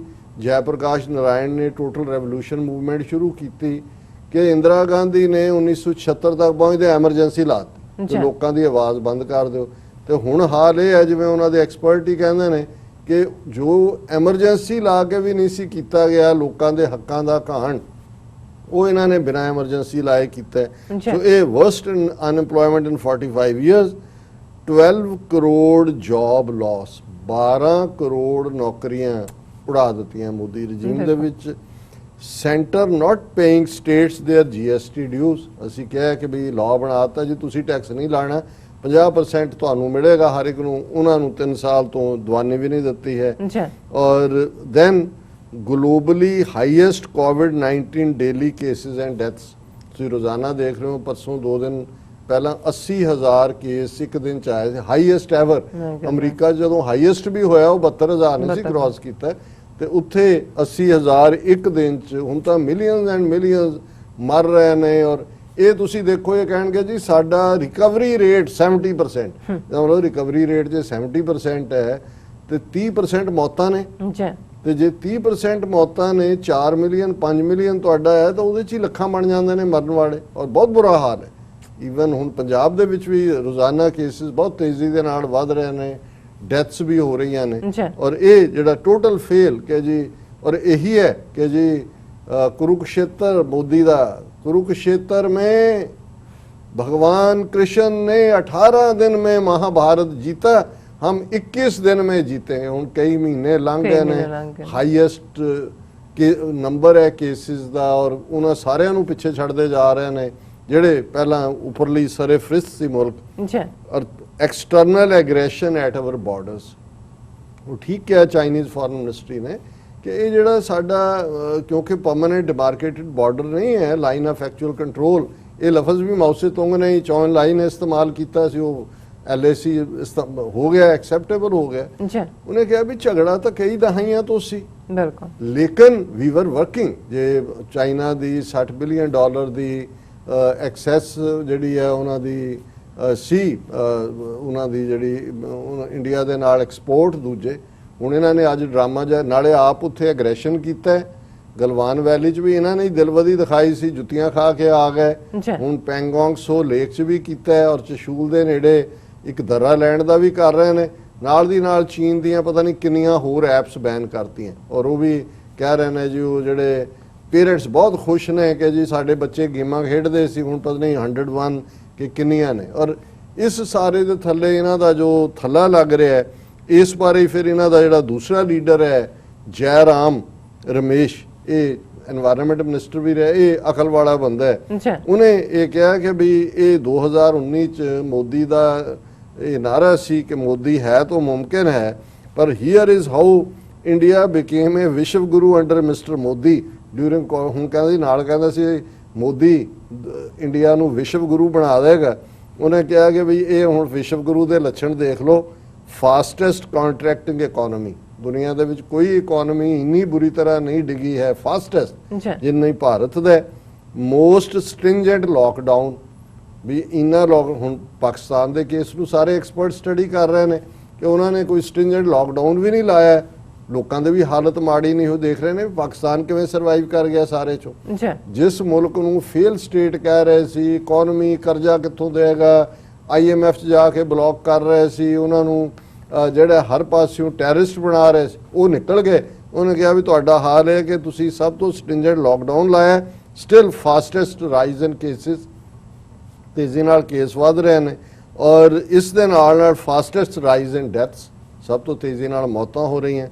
This double whammy was possible only due to double MH formula, Modi ਹੈ ਤਾਂ ਮੁਮਕਿਨ ਹੈ। ਉਹਨੇ ਕਿਹਾ ਜੀ ਇਹ ਸਿਰਫ ਇੰਨੀਆਂ ਮੌਤਾਂ, ਇੰਨੇ ਕੇਸ, ਇਸ ਕਿਸਮ ਦੀ ਇਕੋਨਮੀ ਦੀ ਕੰਟਰੈਕਸ਼ਨ ਤਾਂ ਹੀ ਪੋਸੀਬਲ ਸੀ ਕਿ ਬਈ ਜਿਹੜੀ ਹੈ ਮੋਦੀ ਹੈ ਤਾਂ ਮੁਮਕਿਨ ਹੈ। ਸੋ ਅਸੀਂ ਇਸ ਸਾਰੇ ਨੂੰ ਇੱਕ ਸਟੈਪ ਹੋਰ ਅੱਗੇ ਵਧਾ ਦਿੰਦੇ ਕਿ ਭਾਈ ਇਹ ਮੋਦੀ ਦਾ ਮੁਮਕਿਨ ਹੋਣਾ, ਮੋਦੀ ਦੇ ਹੁੰਦਿਆਂ ਮੁਮਕਿਨ ਹੋਣਾ, ਇਹੀ ਗੱਲ ਅੱਗੇ ਵੀ ਤੋਰ ਰਹੀ ਹੈ ਕਿ ਜਿਸ ਡਾਇਰੈਕਸ਼ਨ ਵਾਲੇ ਜਾ ਰਿਹਾ। ਔਰ ਇਹ ਜਿਹੜਾ ਚੀਨ ਦੇ ਨਾਲ ਫਾਈਨਲ ਇਹਨਾਂ ਦਾ ਪੰਗਾ ਹੈ ਅੱਗੋਂ, ਇਹ ਉਹਨਾਂ ਦੀ ਜਿਹਨੂੰ ਕਹਿੰਦੇ ਨੇ ਕਿ ਵੀ ਇਹਨਾਂ ਦੇ ਜਨਾਜ਼ੇ ਦੇ ਵਿੱਚ ਅਖੀਰਲੀ ਕਿਲ ਸਾਬਤ ਹੋਏਗਾ। ਔਰ ਇਹਦੇ 'ਚ ਕੋਈ ਸ਼ੱਕ ਨਹੀਂ ਹੈ ਕਿ ਮੋਦੀ ਡਿਸਟਰਕਸ਼ਨ ਦੇ ਰਸਤੇ ਤੇ ਸਾਰੇ 1 ਬਿਲੀਅਨ 350 ਮਿਲੀਅਨ ਲੋਕਾਂ ਨੂੰ ਲਿਜਾ ਰਿਹਾ ਔਰ ਆਲਰੇਡੀ ਇਹ ਜਿਹੜੇ ਸਾਰੇ ਸਿੰਪਟਮਸ ਉਹਨਾਂ ਦੀ ਆਪੋਜੀਸ਼ਨ ਗਿਣਾ ਰਹੀ ਹੈ। ਕੋਈ ਇਹ ਤਾਂ ਨਹੀਂ ਹੈ ਕਿ ਵੀ ਇਹ ਖਾਲਿਸਤਾਨੀ ਪ੍ਰੋਪੇਗੈਂਡਾ ਹੈ। ਅਸੀਂ ਤਾਂ ਉਸ ਚੀਜ਼ ਨੂੰ ਇੱਕ ਥਾਂ ਤੇ ਪੁੱਟ ਕਰਕੇ ਦੱਸ ਦਿੰਨੇ ਕਿ ਭਾਈ ਵਾਪਰ ਕੀ ਰਿਹਾ। ਸੋ ਮੋਦੀ ਹੈ ਤਾਂ ਮੁਮਕਿਨ ਹੈ। ਜੇ ਹੁਣ ਮੋਦੀ ਨੇ ਇਤਿਹਾਸ ਵਿੱਚ ਆਪਣਾ ਨਾਂ ਲਿਖਵਾਉਣਾ ਹੈ ਔਰ ਉਸ ਬੰਦੇ ਦੇ ਤੌਰ ਤੇ ਲਿਖਵਾਉਣਾ ਹੈ ਜਿਹਨੇ ਆਰਟੀਫੀਸ਼ੀਅਲ ਕੰਟਰੀ ਇੰਡੀਆ ਨੂੰ ਫਾਈਨਲੀ 10 ਹਿੱਸਿਆਂ 'ਚ ਵੰਡ ਦਿੱਤਾ ਹੈ, 15 'ਚ ਵੰਡਿਆ ਗਿਆ। ਇਹ ਤਾਂ ਫਿਰ ਮੌਕੇ ਤੇ ਪਤਾ ਲੱਗਦਾ ਹੁੰਦਾ ਹੈ ਕਿ ਭਾਈ ਕਿੰਨੇ ਟੁਕੜੇ ਹੋਣਗੇ, ਕੌਣ ਕਿੱਧਰ ਨੂੰ ਜਾਏਗਾ।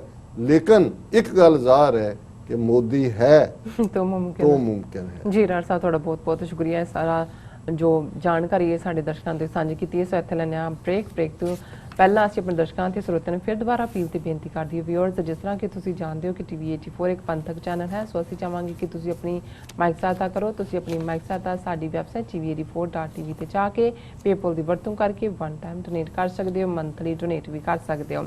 ਤੁਸੀਂ TV 84 ਦੇ ਨਾਮ ਤੇ ਚੈੱਕ ਬਣਾ ਕੇ ਸਾਨੂੰ ਮੇਲ ਵੀ ਕਰ ਸਕਦੇ ਹੋ ਸਾਡੇ ਇਸ ਪਤੇ ਤੇ 36-01 37th Avenue, Long Island City, New York 11101 USA, ਜਾਂ ਫਿਰ ਤੁਸੀਂ ਸਾਨੂੰ ਫੋਨ ਰਾਹੀਂ ਵੀ ਸੰਪਰਕ ਕਰ ਸਕਦੇ ਹੋ ਸਾਡੇ ਫੋਨ ਨੰਬਰ ਤੇ 5164060694। Thank you so much viewers, ਤੁਸੀਂ ਨਾਲ ਇਸੇ ਤਰ੍ਹਾਂ ਹੀ ਜੁੜੇ ਰਹਿਣਾ। ਮਿਲਦੇ ਹਾਂ ਆਫਟਰ ਦਿਸ ਸ਼ਾਰਟ ਬ੍ਰੇਕ।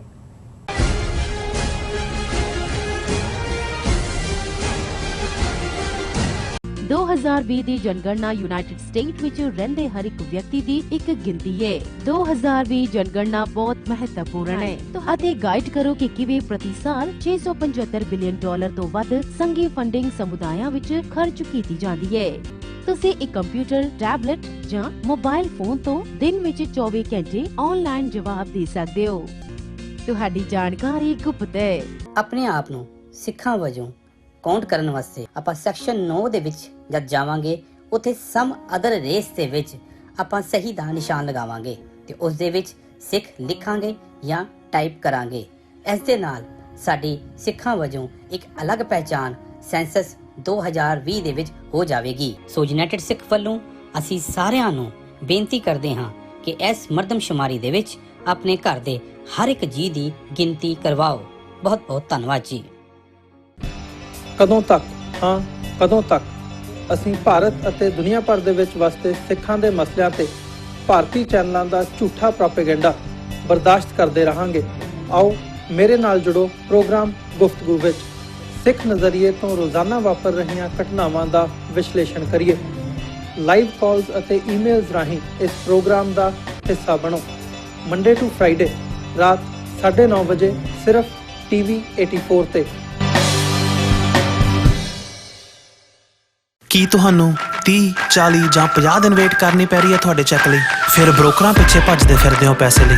ਬਹੁਤ ਜ਼ਿਆਦਾ ਟਾਈਮ ਵੇਸਟ ਹੋ ਜਾਂਦਾ ਇੱਦਾਂ ਤਾਂ। ਜੇ ਤੁਸੀਂ ਅੱਜ ਹੀ ਪੈਸੇ ਲੈਣੇ ਤਾਂ ਬਾਬਟੇਲ ਨੂੰ ਕਾਲ ਕਰੋ। ਬਾਬਟੇਲ ਤੁਹਾਡੀਆਂ ਇਨਵੌਇਸਸ ਸੇਮ ਡੇ ਫੰਡ ਕਰ ਸਕਦੇ ਹਨ for a small fee, no contract, no reserve and no hidden fees। ਅੱਜ ਹੀ ਕਾਲ ਕਰੋ ਬਾਬਟੇਲ ਨੂੰ ਤੇ ਤੁਹਾਡਾ ਪਹਿਲਾ ਮਹੀਨਾ ਫ੍ਰੀ। 410 204 2084। ਅਗੇਨ 410 204 2084।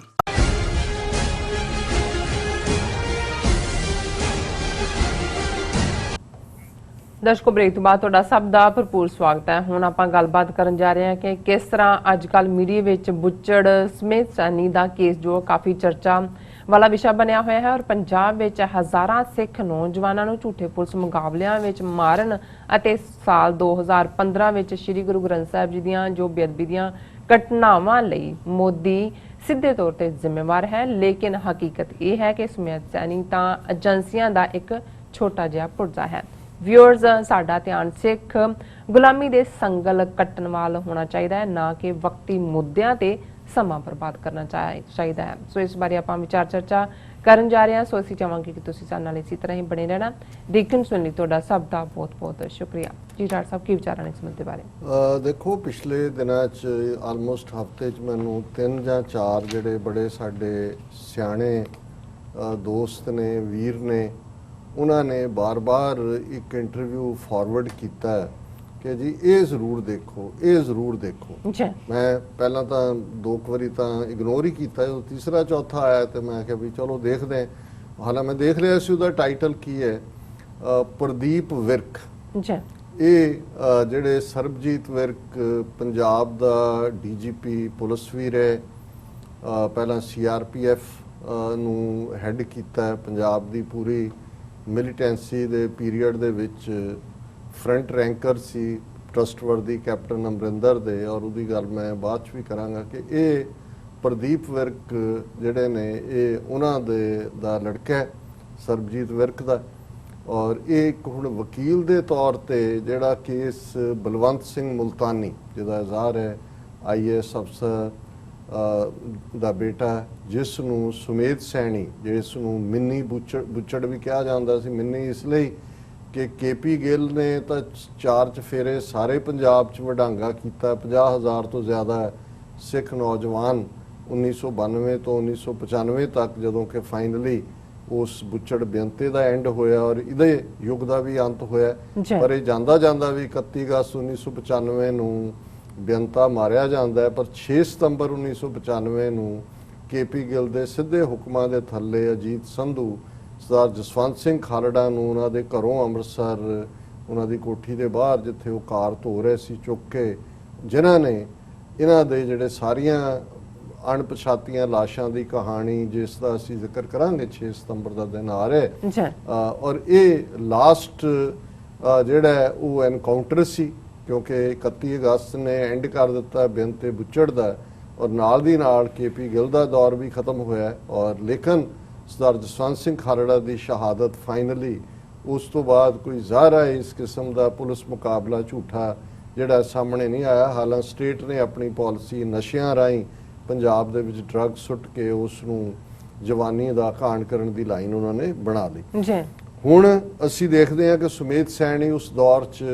ਸਭ ਤੋਂ favourite police officer SP SSP ਔਰ ਕਿਵੇਂ ਡਾਇਰੈਕਟਲੀ KP ਗਿੱਲ ਦੇ ਆਰਡਰਸ ਥੱਲੇ ਜਿਹੜੇ 4-5 ਜਿਨ੍ਹਾਂ ਨੇ ਆਪੋ ਆਪਣੇ ਇਲਾਕਿਆਂ ਦੇ ਵਿੱਚ ਪੂਰੀ ਦੀ ਪੂਰੀ ਜਵਾਨੀ ਜਿਹੜੀ ਹੈ ਉਹ ਐਲੀਮੀਨੇਟ ਕੀਤੀ, ਉਹਨਾਂ 'ਚ ਸਰੇ ਫਰਿਸਤ ਸੁਮੇਧ ਸੈਣੀ ਔਰ ਉਹਨਾਂ ਦੇ ਨਾਲ ਅਸੀਂ ਇਜ਼ਹਾਰ ਆਲਮ ਔਰ ਭੱਟਾਚਾਰੀਆ ਔਰ ਬਾਅਦ ਪਟਿਆਲੇ ਦੇ ਵਿੱਚ ਸੁਰਜੀਤ ਗਰੇਵਾਲ ਜਾਂ ਦੂਜਾ ਕੋਈ SSP ਹੈ ਜਾਂ ਸਵਰਨਾ ਘੋਟਣਾ।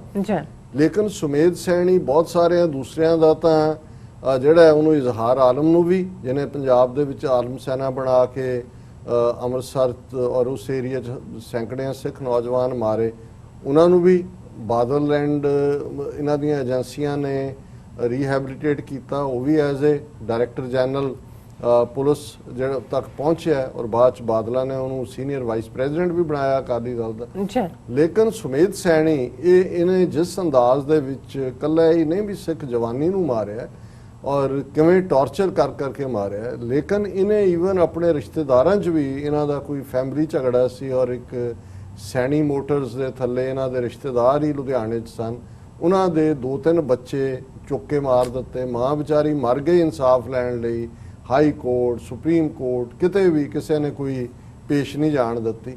ਉਹ ਵੀ ਕਿਉਂਕਿ ਇਹ ਹੁਣ ਮੈਂ ਜਿਹੜੀ ਗੱਲ ਕਰਕੇ ਇਸ ਟੌਪਿਕ ਨੂੰ ਪਿਕ ਵੀ ਕੀਤਾ ਹੈ, ਗੱਲ ਸਿਰਫ ਉਹ ਨਹੀਂ ਹੈ ਕਿ ਵੀ ਪ੍ਰਦੀਪ ਵਿਰਕ ਬੜੀ ਜ਼ੀਲ ਦੇ ਨਾਲ ਇਸ ਕੇਸ ਨੂੰ ਲੜ ਰਿਹਾ ਹੈ ਕਿ ਮੈਂ ਇਹਨੇ ਜਿਹੜਾ ਵਰਦੀ ਨੂੰ ਦਾਗ ਲਾਇਆ ਔਰ ਉਹਦਾ ਇਨਸਾਫ ਲੈਣਾ ਔਰ ਇਹਨੂੰ ਜਿਹੜਾ ਜੇਲ੍ਹ ਤੱਕ ਪਹੁੰਚਾਵਾਂਗੇ ਔਰ ਖਬਰਾਂ ਨੇ ਕਿ ਜੀ ਉਹਦੀ ਜ਼ਮਾਨਤ ਜਿਹੜੀ ਆ ਉਹਨੇ ਐਂਟੀਸਪੇਟਰੀ ਬੇਲ ਕਰਾ ਲਈ ਸੀ, ਉਹਦੇ ਕੇਸ 'ਚ ਬਲਵੰਤ ਸਿੰਘ ਮੁਲਤਾਨੀ ਵਾਲੇ ਦੀ ਧਾਰਾ 302 ਵੀ ਜੋੜ ਦਿੱਤੀ ਹੈ। ਹੁਣ ਇਹ ਹੈ ਜੀ ਮੋਹਾਲੀ ਪੁਲਿਸ ਛਾਪੇ ਮਾਰ ਰਹੀ ਹੈ ਉਹਨੂੰ ਲੱਭਣ ਦੇ ਲਈ, ਡਿਸਟ੍ਰਿਕਟ ਕੋਰਟ ਨੇ ਅੱਗੋਂ ਜਿਹੜੀ ਹੈ ਕੈਂਸਲ ਕਰ ਦਿੱਤਾ ਹੈ ਕਿ ਵੀ ਇਹਨੂੰ ਜਿਹੜਾ ਐਂਟੀਸਪੇਟਰੀ ਬੇਲ ਨਹੀਂ ਮਿਲੇਗੀ, ਉਹ ਹਾਈ ਕੋਰਟ ਮੂਵ ਕਰੇਗਾ। ਲੇਕਿਨ ਜਿਹੜਾ ਇਸ ਦੇ ਉੱਤੇ ਮੈਨੂੰ ਨਹੀਂ ਪਤਾ ਹੈ ਕਿ ਵੀ ਪ੍ਰਦੀਪ ਵਿਰਕ ਜਾਂ ਉਹਨਾਂ ਬਾਰੇ ਮੈਂ ਕੋਈ ਤਫਤੀਸ਼ ਨਹੀਂ ਕਰਾਈ ਵੀ ਉਹਨਾਂ, ਪਰ ਜੋ ਉਹਨਾਂ ਦੇ ਇੰਟਰਵਿਊ ਤੇ ਹੀ ਬੇਸਡ ਸੀ ਕਿ ਜੀ ਮੈਂ 3rd ਜਨਰੇਸ਼ਨ ਜਿਹੜਾ ਹੈਗਾ ਇਸ ਪਰਿਵਾਰ ਦਾ, ਜਿਹੜਾ ਸਿਵਲ ਸਰਵੈਂਟ ਮੇਰੇ ਦਾਦਾ ਜੀ ਵੀ ਸੀ, ਮੇਰੇ ਫਾਦਰ ਜਿਹੜੇ ਨੇ ਸਰਬਜੀਤ ਸਿੰਘ ਵਿਰਕ ਇਹ ਰਿਟਾਇਰ ਹੋਏ ਨੇ ਔਰ ਦੂਸਰਾ ਮੇਰੀ ਵੀ ਟ੍ਰੇਨਿੰਗ IPS में ट्रेनिंग ਵਿੱਚੇ ਛੱਡ ਦਿੱਤੀ ਸੀ ਕਿਉਂਕਿ ਮੈਂ ਇਲੀਗਲ ਹੁਕਮ ਨਹੀਂ ਸੀ ਮੰਨਣਾ ਚਾਹੁੰਦਾ ਔਰ ਉਹਨਾਂ ਨੇ ਆਪਣੇ ਸਾਰੇ ਇੰਟਰਵਿਊ 'ਚ ਵਾਰ-ਵਾਰ ਗੁਰਬਾਣੀ ਨੂੰ ਕੋਟ ਕੀਤਾ, ਹਾਲਾਂਕਿ ਉਹ ਸਿੱਖੀ ਸਰੂਪ 'ਚ ਨਹੀਂ ਹੈ, ਲੇਕਿਨ ਉਹਨੇ ਇਹ ਲਾਈਨ ਲਈ ਕਿ ਭਾਈ ਸੱਚ ਦੀ ਜਿੱਤ ਹੁੰਦੀ ਹੈ, ਮੈਂ ਆਪਣੇ ਰਸਤੇ ਤੇ ਜਾਂਦਿਆਂ ਜੇ ਮੈਨੂੰ ਮੌਤ ਵੀ ਆ ਜਾਏ ਤਾਂ ਮੈਂ ਤਿਆਰ ਹਾਂ ਔਰ ਇਹਨੂੰ ਅਸੀਂ ਜਿਹੜਾ ਅੰਦਰ ਪਹੁੰਚਾ ਕੇ ਛੱਡਾਂਗੇ, ਹਿਸਾਬ ਵੀ ਲਵਾਂਗੇ ਜੋ ਹੋਰਨਾਂ ਨਾਲ ਵੀ ਕੀਤਾ ਹੈ। ਸੋ ਮੈਂ ਸਮਝਦਾ ਹਾਂ ਵੀ ਬਹੁਤ ਵਾਰੀ ਮੈਂ ਕਿਉਂਕਿ ਇਸ ਨੂੰ ਇਸ ਲਈ ਡਿਸਕਸ ਕਰ ਰਹੇ ਕਿ ਨਾ ਤਾਂ ਮੇਰਾ ਮਤਲਬ ਉਹਨੂੰ ਪ੍ਰਦੀਪ ਵਿਰਕ ਦੀ ਇੰਟੈਂਟ ਨੂੰ ਬਿਲਿਟਲ ਕਰਨਾ, ਨਾ ਹੀ ਮੈਨੂੰ ਇਹ ਹੈ ਕਿ ਵੀ ਉਹ ਜੇਲ੍ਹ 'ਚ ਚਲਾ ਜਾਏਗਾ 2 ਦਿਨ ਲਈ ਚਲਾ ਜਾਏ ਫਿਰ ਜ਼ਮਾਨਤ ਵੀ ਹੋਏ, ਹੁਣ ਤਾਂ ਰਿਟਾਇਰ ਹੋ ਜੋ ਉਹਨੂੰ ਰੀਹੈਬਿਲਿਟੇਟ ਕੀਤਾ ਡਾਇਰੈਕਟਰ ਜਨਰਲ ਪੁਲਿਸ ਬਾਦਲਾਂ ਨੇ ਲਾਇਆ, ਪਹਿਲਾਂ ਸਭ ਤੋਂ ਉਹ ਇਹਨਾਂ ਦੇ ਹੀ ਨੇੜੇ ਸੀ ਅਮਰਿੰਦਰ ਦੇ ਵੀ ਔਰ ਸਰਬਜੀਤ ਵਿਰਕ ਦੇ ਵੀ। ਫਿਰ ਇੱਕ ਪੱਤਰਕਾਰ ਫੜ ਲਿਆ ਇੱਕ ਵਾਰੀ ਹਾਈ ਕੋਰਟ ਦੇ ਜੱਜ ਦੇ ਖਿਲਾਫ ਫਿਕਟੀਸ਼ੀਅਸ ਕੇਸ। ਜਦੋਂ ਤੁਸੀਂ ਜਿਸ ਨੂੰ ਆਦਤ ਪੈ ਜਾਂਦੀ ਹੈ ਜਦੋਂ ਜਿਹੜਾ ਕੁੱਤਾ ਹਲਕਿਆ ਹੁੰਦਾ ਹੈ, ਫਿਰ ਹਲਕਿਆ ਕੁੱਤਾ ਇਹ ਤਾਂ ਨਹੀਂ ਉਹਨੇ ਦੇਖਣਾ ਹੁੰਦਾ ਵੀ ਆਪਣਾ ਕਿਹੜਾ, ਉਹਨੇ ਤਾਂ ਹਰ ਇੱਕ ਦੀ ਲੱਤ ਬਣਨੀ ਹੁੰਦੀ ਹੈ। ਸੋ ਇਹਨਾਂ ਨੂੰ ਇਸ ਕਿਸਮ ਦਾ ਸਵਾਦ ਪਿਆ ਹੋਇਆ ਸੀ, ਇਹਨਾਂ ਨੇ ਆਪਣੇ ਅੱਗੋਂ ਗੁੰਡੇ ਰੱਖੇ ਹੁੰਦੇ ਸੀ, ਜਿਵੇਂ ਇੱਕ ਗੁਰਮੀਤ ਪਿੰਕੀ ਨਾਂ ਦਾ ਬੰਦਾ ਗੁੰਡਾ ਜਿਹਦੇ ਰਾਹੀਂ ਕਿੰਨੇ ਮਰਵਾਏ, ਉਹ ਵੀ ਕਦੇ ਬਿਆਨਬਾਜ਼ੀਆਂ ਕਰਦਾ ਮੈਂ ਦੱਸੂ ਇਹਦਾ ਭੇਦ, ਫਿਰ ਉਹਦੇ ਮੂੰਹ 'ਚ ਪੈਸੇ ਪਾ ਦਿੰਦੇ ਨੇ ਜਾਂ ਦਬਾਅ ਬਣਾ, ਉਹ ਚੁੱਪ ਕਰ ਜਾਂਦਾ, ਹੁਣ ਉਹ ਵੀ ਬੋਲ ਰਿਹਾ। ਸੋ ਕੁੱਲ ਮਿਲਾ ਕੇ ਜੇ ਤੁਸੀਂ ਦੇਖੋ ਵੀ ਇਹ ਖੇਡ ਜਿਹੜੀ ਹੈ ਸੁਮੇਧ ਸੈਣੀ ਹੋਏ, KP ਗਿੱਲ ਹੋਏ ਜਾਂ ਈਵਨ ਸਰਬਜੀਤ ਵਿਰਕ ਹੋਏ ਜਾਂ ਦੂਜੇ, ਕਿਉਂਕਿ ਇਹਦੇ ਫਾਦਰ ਵਿਰਕ ਨੇ ਜਿਹੜਾ CRPF ਦਾ ਵੀ ਹੈਡ ਰਿਹਾ ਔਰ ਬਹੁਤ ਸਾਰਿਆਂ ਨੂੰ, ਕਿਉਂਕਿ ਸਾਡੇ ਯਾਦਾਸ਼ ਵੀ ਥੋੜੀ ਹੈ, ਪੜ੍ਹਨ ਦਾ ਸ਼ੌਕ ਵੀ ਨਹੀਂ ਹੈ, ਕਿ ਜਿਹੜਾ ਇਹਨਾਂ ਦੇ ਜੇ ਨਾਂ ਇਸਤੇਮਾਲ ਕਰਨੇ ਹੋਣ, ਜੋ ਇਹਨਾਂ ਨੇ ਦਰਬਾਰ ਸਾਹਿਬ ਤੇ ਹਮਲੇ ਦਾ ਨਾਂ ਬਲੂ ਸਟਾਰ ਰੱਖਿਆ, ਫਿਰ ਇਹਨਾਂ ਨੇ 30 ਅਪ੍ਰੈਲ 1986 ਨੂੰ ਜਦੋਂ 29 ਅਪ੍ਰੈਲ 1986 ਨੂੰ ਖਾਲਿਸਤਾਨ ਦਾ ਐਲਾਨਨਾਮਾ ਹੁੰਦਾ ਤੇ 30 ਅਪ੍ਰੈਲ ਨੂੰ ਬਰਨਾਲੇ ਦੀ ਸਰਕਾਰ ਵੇਲੇ ਫੋਰਸ ਅੰਦਰ ਜਾਂਦੀ ਹੈ ਔਰ ਉਸ ਆਪਰੇਸ਼ਨ ਨੂੰ ਇਹਨਾਂ ਨੇ ਆਪਰੇਸ਼ਨ ਬਲੈਕ ਥੰਡਰ 1 ਕਿਹਾ ਜੀ, ਔਰ ਦੂਸਰਾ ਬਲੈਕ ਥੰਡਰ 2 ਜਿਹਨੂੰ ਕਿਹਾ ਗਿਆ 88 ਚ, ਉਹਦੀ ਸ਼ੁਰੂਆਤ ਇਵੇਂ ਹੁੰਦੀ ਹੈ ਕਿ ਇਹ ਵਿਰਕ ਸਾਹਿਬ ਜਿਹੜੇ ਨੇ ਇਹ ਆਪਣੀ ਫੋਰਸ ਦੇ ਨਾਲ ਉਹਦੇ ਨੇੜੇ ਤੇੜੇ ਜਾ ਕੇ ਉੱਥੇ ਰੇਕੀ ਕਰ ਰਹੇ ਨੇ ਵੀ ਕਿਹੜੇ ਪਾਸਿਓਂ ਅੰਦਰ ਵੜਨਾ ਹੈ, ਹਮਲਾ ਕਰਨਾ। ਉੱਤੋਂ ਇੱਕ ਗੋਲੀ ਆਉਂਦੀ ਹੈ, ਉਹ ਜਵਾੜੇ 'ਚ ਵੱਜਦੀ ਹੈ ਔਰ ਆਪਰੇਸ਼ਨ ਸ਼ੁਰੂ ਹੋ ਜਾਂਦਾ ਹੈ ਕਿ ਜੀ ਦੇਖੋ ਉਦੋਂ ਪਤਾ ਨਹੀਂ ਕੀ ਸੀਗਾ, CRPF ਦਾ ਸੀ ਜਾਂ ਕੀ ਸੀ, ਕਿ ਜੀ ਦੇਖੋ ਵਿਰਕ ਦੇ ਗੋਲੀ ਲੱਗੀ। ਹੁਣ ਫਿਰ ਕੱਲਾ ਤੁਸੀਂ ਇਹ ਦੇਖੋ ਵੀ ਗੱਲ ਇਹ ਨਹੀਂ ਹੈ ਵੀ ਸੁਵੇਦ ਸੈਣੀ ਨੇ ਕਿੰਨੇ ਹਜ਼ਾਰ ਨੌਜਵਾਨ ਮਾਰੇ, ਇਹਨੇ ਬਲਵੰਤ ਮੁਲਤਾਨੀ, ਪ੍ਰੋਫੈਸਰ ਦਵਿੰਦਰਪਾਲ ਭੁੱਲਰ, ਉਹਨਾਂ ਦੇ ਫਾਦਰ, ਉਹਨਾਂ ਦੇ ਮਾਸੜ, ਆਪਣੇ ਰਿਸ਼ਤੇਦਾਰ, ਜਿਵੇਂ ਮੈਂ ਸੈਣੀ ਮੋਟਰਸ ਦਾ ਜ਼ਿਕਰ ਕੀਤਾ, ਕਿੰਨਿਆਂ ਨੂੰ ਅਣਗਿਣਤ ਹੰਡਰਡਸ ਨਹੀਂ ਥਾਊਜ਼ੈਂਡਸ ਵੀ ਫਿਗਰ ਜਾ ਸਕਦੀ ਹੈ ਔਰ ਵਿਦ ਇੰਪਿਊਰਿਟੀ। ਕਿਵੇਂ ਬਲਵਿੰਦਰ ਸਿੰਘ ਜਟਾਣਾ ਜਿਨ੍ਹਾਂ ਦਾ ਸਾਰਾ ਟੱਬਰ ਜਿਉਂਦਾ, ਆਪਣਾ ਇਹਨੇ ਅੱਗੋਂ ਆਪਣਾ ਕੁੱਤਾ ਰੱਖਿਆ ਹੋਇਆ ਸੀ ਤਾਰਾ ਪੂਲਾ, ਜਿਹਨੂੰ ਕਿ ਜਿਹੜਾ ਉਹ ਜਿਹੜਾ ਉਹਦੇ ਚ ਜਿਹੜਾ ਉਹ ਜੇਲ੍ਹ ਦੇ ਵਿੱਚ ਉਹਨੂੰ ਜਿਉਂਦੇ ਸਾੜਿਆ ਗਿਆ, ਪਤਾ ਨਹੀਂ ਕਿਹੜਾ ਪੂਲਾ ਸੀ। ਔਰ ਇਹ ਉਸ ਮਹਾਨ ਸ਼ਹੀਦ ਭਾਈ ਤਾਰੂ ਸਿੰਘ ਜੀ ਜਿਨ੍ਹਾਂ ਦਾ ਪਿੰਡ ਪੂਲਾ ਸੀ, ਉਹਨਾਂ ਦੇ ਇਤਿਹਾਸਕ ਗੁਰਦੁਆਰੇ ਤੇ ਵੀ ਕਬਜ਼ਾ ਕੀਤਾ ਹੋਇਆ ਸੀ। ਔਰ ਕਿਸ ਕਿਸਮ ਦਾ ਨਿਹੰਗ ਬਾਣੇ 'ਚ ਪੂਲਾ ਬਦਮਾਸ਼, ਇਹਦਾ ਖਾਸਮ ਖਾਸ ਸੁਮੇਧ ਸੈਣੀ ਦਾ। ਔਰ ਜਦੋਂ ਇਹਦਾ ਸੁਮੇਧ ਸੈਣੀ ਦਾ ਪਿਓ ਮਰਿਆ RC ਸਿੰਘ, ਤੇ ਜਿਹੜੇ ਦੁਖੀ ਹਿਰਦਿਆਂ ਵਾਲੇ ਇਸ਼ਤਿਹਾਰ ਹੁੰਦੇ ਨੇ ਉਹਦੇ 'ਚ ਭਰਾ ਬਣ ਕੇ ਸੁਮੇਧ ਸੈਣੀ ਦੇ ਨਾਲ ਉਹਦਾ ਪੂਲੇ ਦਾ ਨਾਂ ਵੀ ਸੀ। ਹੁਣ ਇਹ ਸਾਰੇ ਜਦੋਂ ਤੁਸੀਂ ਇਸ ਸਾਰੇ ਨੂੰ ਦੇਖਦੇ ਹੋ ਤਾਂ ਫਿਰ ਲੱਗਦਾ ਹੈ ਕਿ ਵੀ ਇੰਨਾ ਕੁਝ ਹੋ ਰਿਹਾ ਸੀ, ਕੋਰਟਸ ਵੀ ਉੱਥੇ ਹੀ ਸੀ। ਜੇ ਇੱਕ ਹਾਈ ਕੋਰਟ ਦੇ ਜੱਜ ਨੇ ਕੋਈ ਲੈਣਾ ਚਾਹੇ ਉਹਦੇ ਦੇ ਖਿਲਾਫ ਹੀ ਝੂਠੇ ਕੇਸ ਬਣਾ ਦਿੱਤੇ। ਜੇ ਇਹਦੇ ਬਾਵਜੂਦ ਕਿ ਇਹ ਕੇਸ CBI ਦੇ ਇਨਵੈਸਟੀਗੇਸ਼ਨ ਚੋਂ ਮੁਲਤਾਨੀ ਹੋਰਾਂ ਦਾ ਸੁਪਰੀਮ ਕੋਰਟ ਤੱਕ ਪਹੁੰਚਦਾ ਹੈ, ਉਹ ਉਹਨੂੰ ਟੈਕਨੀਕਲ ਗਰਾਊਂਡ ਦੇ ਉੱਤੇ ਜਿਹੜਾ ਉਹ ਟਰੈਸ਼ ਕਰ ਦਿੰਦੇ ਹੈ ਕਿ ਜੀ ਵਨ ਮੈਨ ਜੱਜ ਨੇ ਕਿ ਕੀ ਫੈਸਲਾ ਦਿੱਤਾ। ਹੁਣ ਇਹ ਸਮਝ ਆ ਸਕਦਾ ਹੈ ਕਿ ਜੀ ਨਵਾਂ ਆ ਗਿਆ, ਹੁਣ ਉਹਦੇ ਵਾਅਦਾ ਮਾਫ ਵੀ ਬਣ ਗਏ ਨੇ। 2-3 ਜਣਾਂ ਨੇ ਕਿਹਾ ਜੀ ਸਾਡੇ ਸਾਹਮਣੇ ਟੌਰਚਰ ਕੀਤਾ ਬਲਵੰਤ ਮੁਲਤਾਨੀ ਨੂੰ ਔਰ ਦੂਸਰਿਆਂ ਨੂੰ। ਲੇਕਿਨ ਇਨ ਦਾ ਐਂਡ ਆਫ ਦਾ ਡੇ ਇਹ ਗੱਲ ਸਮਝਣੀ ਪਏਗੀ, ਜਿਹੜੀ ਗੱਲ ਮੈਂ ਕਹਿਣਾ ਚਾਹੁੰਦਾ ਹਾਂ ਕਿ ਉਹਨੂੰ DGP ਵੀ ਸੁਮੇਧ ਸੈਣੀ ਨੂੰ ਬਾਦਲਾਂ ਨੇ ਬਣਾਇਆ।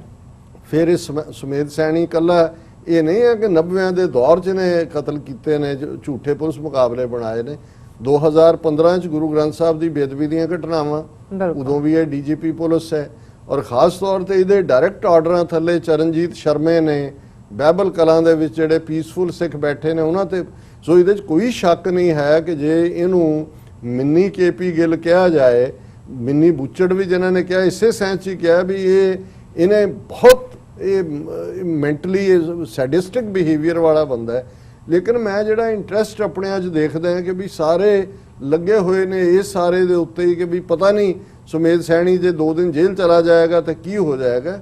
ਇਹ ਜਿਹਨੂੰ ਡੀਪ ਸਟੇਟ ਕਹਿੰਦੇ ਨੇ, ਇਹ ਉਹਨਾਂ ਦੇ ਕਰਿੰਦੇ ਨੇ, ਇਹ ਉਹਨਾਂ ਨੂੰ। ਔਰ ਹੁਣ ਉਹ ਇਰਰੈਲੇਵੈਂਟ ਹੋ ਚੁੱਕਾ ਹੈ। ਜੇ ਚਲਾ ਵੀ ਜਾਏ ਕੱਲ ਨੂੰ ਇਹ ਵੀ ਹੋ ਜਾਏ।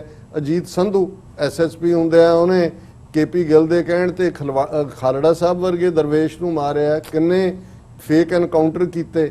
ਇਵੈਂਚੁਅਲੀ ਈਦਰ ਉਹਨੂੰ ਉਹਨਾਂ ਨੇ ਮਾਰ ਦਿੱਤਾ ਹੈ ਜਾਂ ਉਹਦੀ ਆਈਡੈਂਟੀਟੀ ਬਦਲ ਕੇ ਉਹਨੂੰ ਕਿਤੇ ਸੈਟਲ ਕਰਤਾ ਅਜੀਤ ਸੰਧੂ ਨੂੰ। ਇਸੇ ਤਰੀਕੇ ਦੇ ਨਾਲ ਈਵਨ ਇਹਨਾਂ ਦੇ ਪ੍ਰਦੀਪ ਵਿਰਕ ਦੇ ਫਾਦਰ ਵਿਰਕ ਜਿਹੜੇ ਨੇ, ਉਹਨਾਂ ਨੇ ਜਦੋਂ ਇੱਕ ਸੁੱਖੀ ਕਾਲੋਂ ਕਿ ਕਿਹਦਾ ਨਾਂ ਆਇਆ ਕਿ ਜੀ ਉਹ ਜਿਹੜਾ ਉਹ ਤਾਂ ਆਪਣੇ ਮਾਰਿਆ ਸ਼ੋਅ ਕੀਤਾ ਗਿਆ ਸੀ, ਉਹ ਤਾਂ ਫਲਾਣਾ ਨਾਂ ਰੱਖ ਕੇ ਫਲਾਣੀ ਥਾਂ ਹੈ। ਪਰ ਇਹਨੇ ਪ੍ਰੈਸ ਕਾਨਫਰੰਸ ਦੇ ਵਿੱਚ DGP ਵਿਰਕ ਨੇ ਕਿਹਾ ਸੀ ਕਿ 300 ਉਹ ਜੁਝਾਰੂ ਜਿਨ੍ਹਾਂ ਦੀ ਆਈਡੈਂਟੀਟੀ ਬਦਲ ਕੇ ਅਸੀਂ ਉਹਨਾਂ ਨੂੰ ਰੀਹੈਬਿਲਿਟੇਟ ਕੀਤਾ ਬਾਕੀ ਦੇਸ਼ਾਂ 'ਚ। ਸੋ ਮੈਂ ਸਮਝਦਾ ਵੀ ਬਹੁਤ ਚੰਗੀ ਗੱਲ ਹੈ ਪ੍ਰਦੀਪ ਵਿਰਕ ਕਨਵਿਕਸ਼ਨ ਇਹਦੀ ਹੋ ਜਾਏ, ਸੁਮੇਧ ਸੈਣੀ ਦੀ ਜੇਲ੍ਹ ਚਲਾ ਜਾਏ। ਇਹਨੂੰ ਉਹ ਕਹਿੰਦਾ ਜੀ ਵੀ ਭਾਵੇਂ ਉਮਰ ਕੈਦ ਤਾਂ ਮੈਂ ਇਹਨੂੰ ਫਾਂਸੀ ਲਵਾਉਣਾ ਚਾਹੁੰਦਾ, ਫਾਂਸੀ ਲਵਾ ਦੇ, ਬਹੁਤ ਚੰਗੀ ਗੱਲ ਹੈ।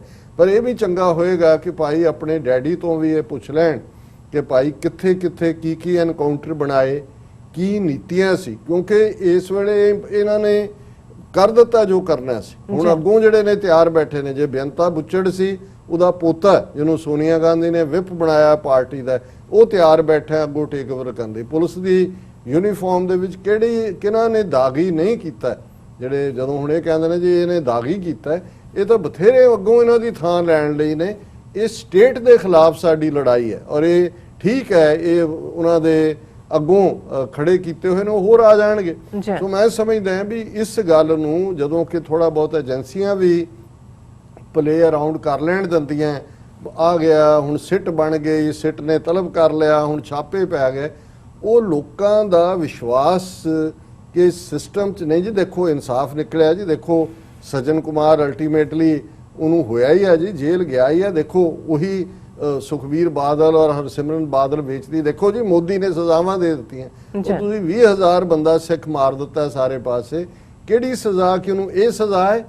ਸੋ ਇਸੇ ਤਰ੍ਹਾਂ ਮੈਂ ਸਮਝਦਾ ਵੀ ਜਿੱਥੇ ਅਸੀਂ ਐਪਰੀਸ਼ੀਏਟ ਕਰਦੇ ਹਾਂ, ਮੈਂ ਜਿਵੇਂ ਕਿਹਾ ਵੀ ਮੈਂ ਨਹੀਂ ਜਾਣਦਾ ਬਹੁਤਾ ਉਹਨਾਂ ਬਾਰੇ, ਪ੍ਰਦੀਪ ਵਿਰਕ ਬਾਰੇ, ਉਹਨਾਂ ਦੀ ਲੱਗਦਾ ਹੈ ਕਿ ਵੀ ਡਿਟਰਮਿੰਡ ਤਰੀਕੇ ਨਾਲ ਆਪਣੇ ਪ੍ਰੋਫੈਸ਼ਨ 'ਚ ਵੀ ਜੇ IPS ਛੱਡ ਕੇ ਵਕਾਲਤ ਕੀਤੀ ਹੈ, ਦੂਜਾ ਠੀਕ ਹੋਏਗਾ। ਲੇਕਿਨ ਇਹ ਬਿਮਾਰੀ ਦੇ ਸਿੰਪਟਮ ਨੇ ਜਿਨ੍ਹਾਂ ਚੋਂ ਨਿਕਲ ਕੇ ਅਸੀਂ ਇਹ ਸਮਝੀਏ ਕਿ ਇਵੈਂਚੁਅਲੀ ਸਾਡੇ ਲਈ ਖਾਲਿਸਤਾਨ ਦੀ ਆਜ਼ਾਦੀ, ਗੁਲਾਮੀ ਦੇ ਸੰਗਲ ਕੱਟਣੇ।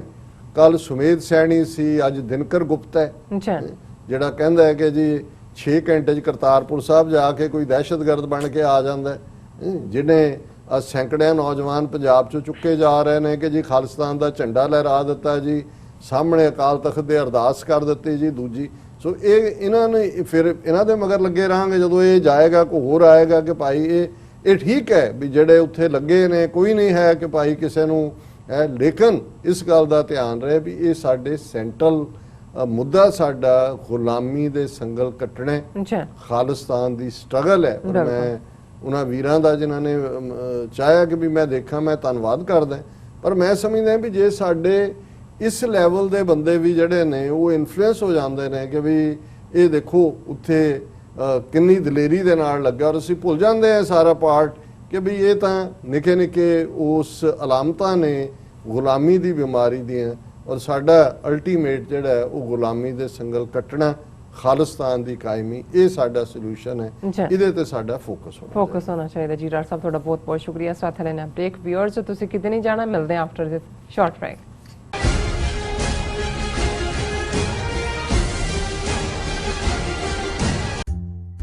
ਇਹ ਦੋ ਵਿਚਾਰਧਾਰਾਵਾਂ ਵਿਚਾਲੇ ਟੱਕਰ ਦੀ ਵਾਰਤਾ ਹੈ। ਇਹ ਕਿਤਾਬ ਪੁਜਾਰੀ ਦੀ ਸਮਰੱਥਾ ਤੇ ਤਿੱਖਾ ਪ੍ਰਹਾਰ ਕਰਦੀ ਹੈ। ਨਾਸਤਕ ਵਿਚਾਰਧਾਰਾ ਵਾਲਿਆਂ ਵੱਲੋਂ ਉਠਾਏ ਗਏ ਸਵਾਲ ਗੁਰੂ ਨਾਨਕ ਸਾਹਿਬ ਜੀ ਦੇ ਸਵਾਲਾਂ ਨਾਲ ਬਹੁਤ ਮੇਲ ਖਾਂਦੇ ਹਨ। ਫਰਕ ਇੰਨਾ ਹੈ ਕਿ ਨਾਸਤਕ ਲੋਕ ਆਪਣੇ ਸਵਾਲਾਂ ਦੇ ਜਵਾਬ ਪੁਜਾਰੀ ਕੋਲੋਂ ਭਾਲਦੇ ਹਨ, ਜਦਕਿ ਗੁਰੂ ਨਾਨਕ ਸਾਹਿਬ ਜੀ ਉਹਨਾਂ ਦਾ ਜਵਾਬ ਸਰਬ ਵਿਆਪਕ ਨਿਹਚਲ ਹੁਕਮ ਦੀ ਅਗਵਾਈ ਵਿੱਚੋਂ ਰੁਸ਼ਨਾਉਂਦੇ ਹਨ। Sole enemy of a Sikh, Brahminism English ਵਿੱਚ, ਜਾਂ ਸਿੱਖ ਦਾ ਇੱਕੋ ਵੈਰੀ ਬ੍ਰਾਹਮਣਵਾਦ ਪੰਜਾਬੀ ਵਿੱਚ, ਗੁਰਪ੍ਰੀਤ ਸਿੰਘ ਜੀਪੀ ਵੱਲੋਂ ਲਿਖੀ ਕਿਤਾਬ ਹੁਣੇ ਮੰਗਵਾਓ ਜੀ। ਤੁਸੀਂ Amazon, Barnes and Noble ਜਾਂ Flipkart ਆਨਲਾਈਨ ਪਲੇਟਫਾਰਮਸ ਤੋਂ ਆਰਡਰ ਕਰ ਸਕਦੇ ਹੋ। Are you tired of property violations, ECB court hearings wasting your time? AM Expediting Drafting and Design is the solution for your problems. AM Expediting Drafting and Design offers services that range from architectural drawings to expediting services to DOB, FDNY, and other agencies. Or visit their location at 116-15 Myrtle Avenue in Richmond Hill. Call AM Expediting Drafting and Design now at 718-725-0059.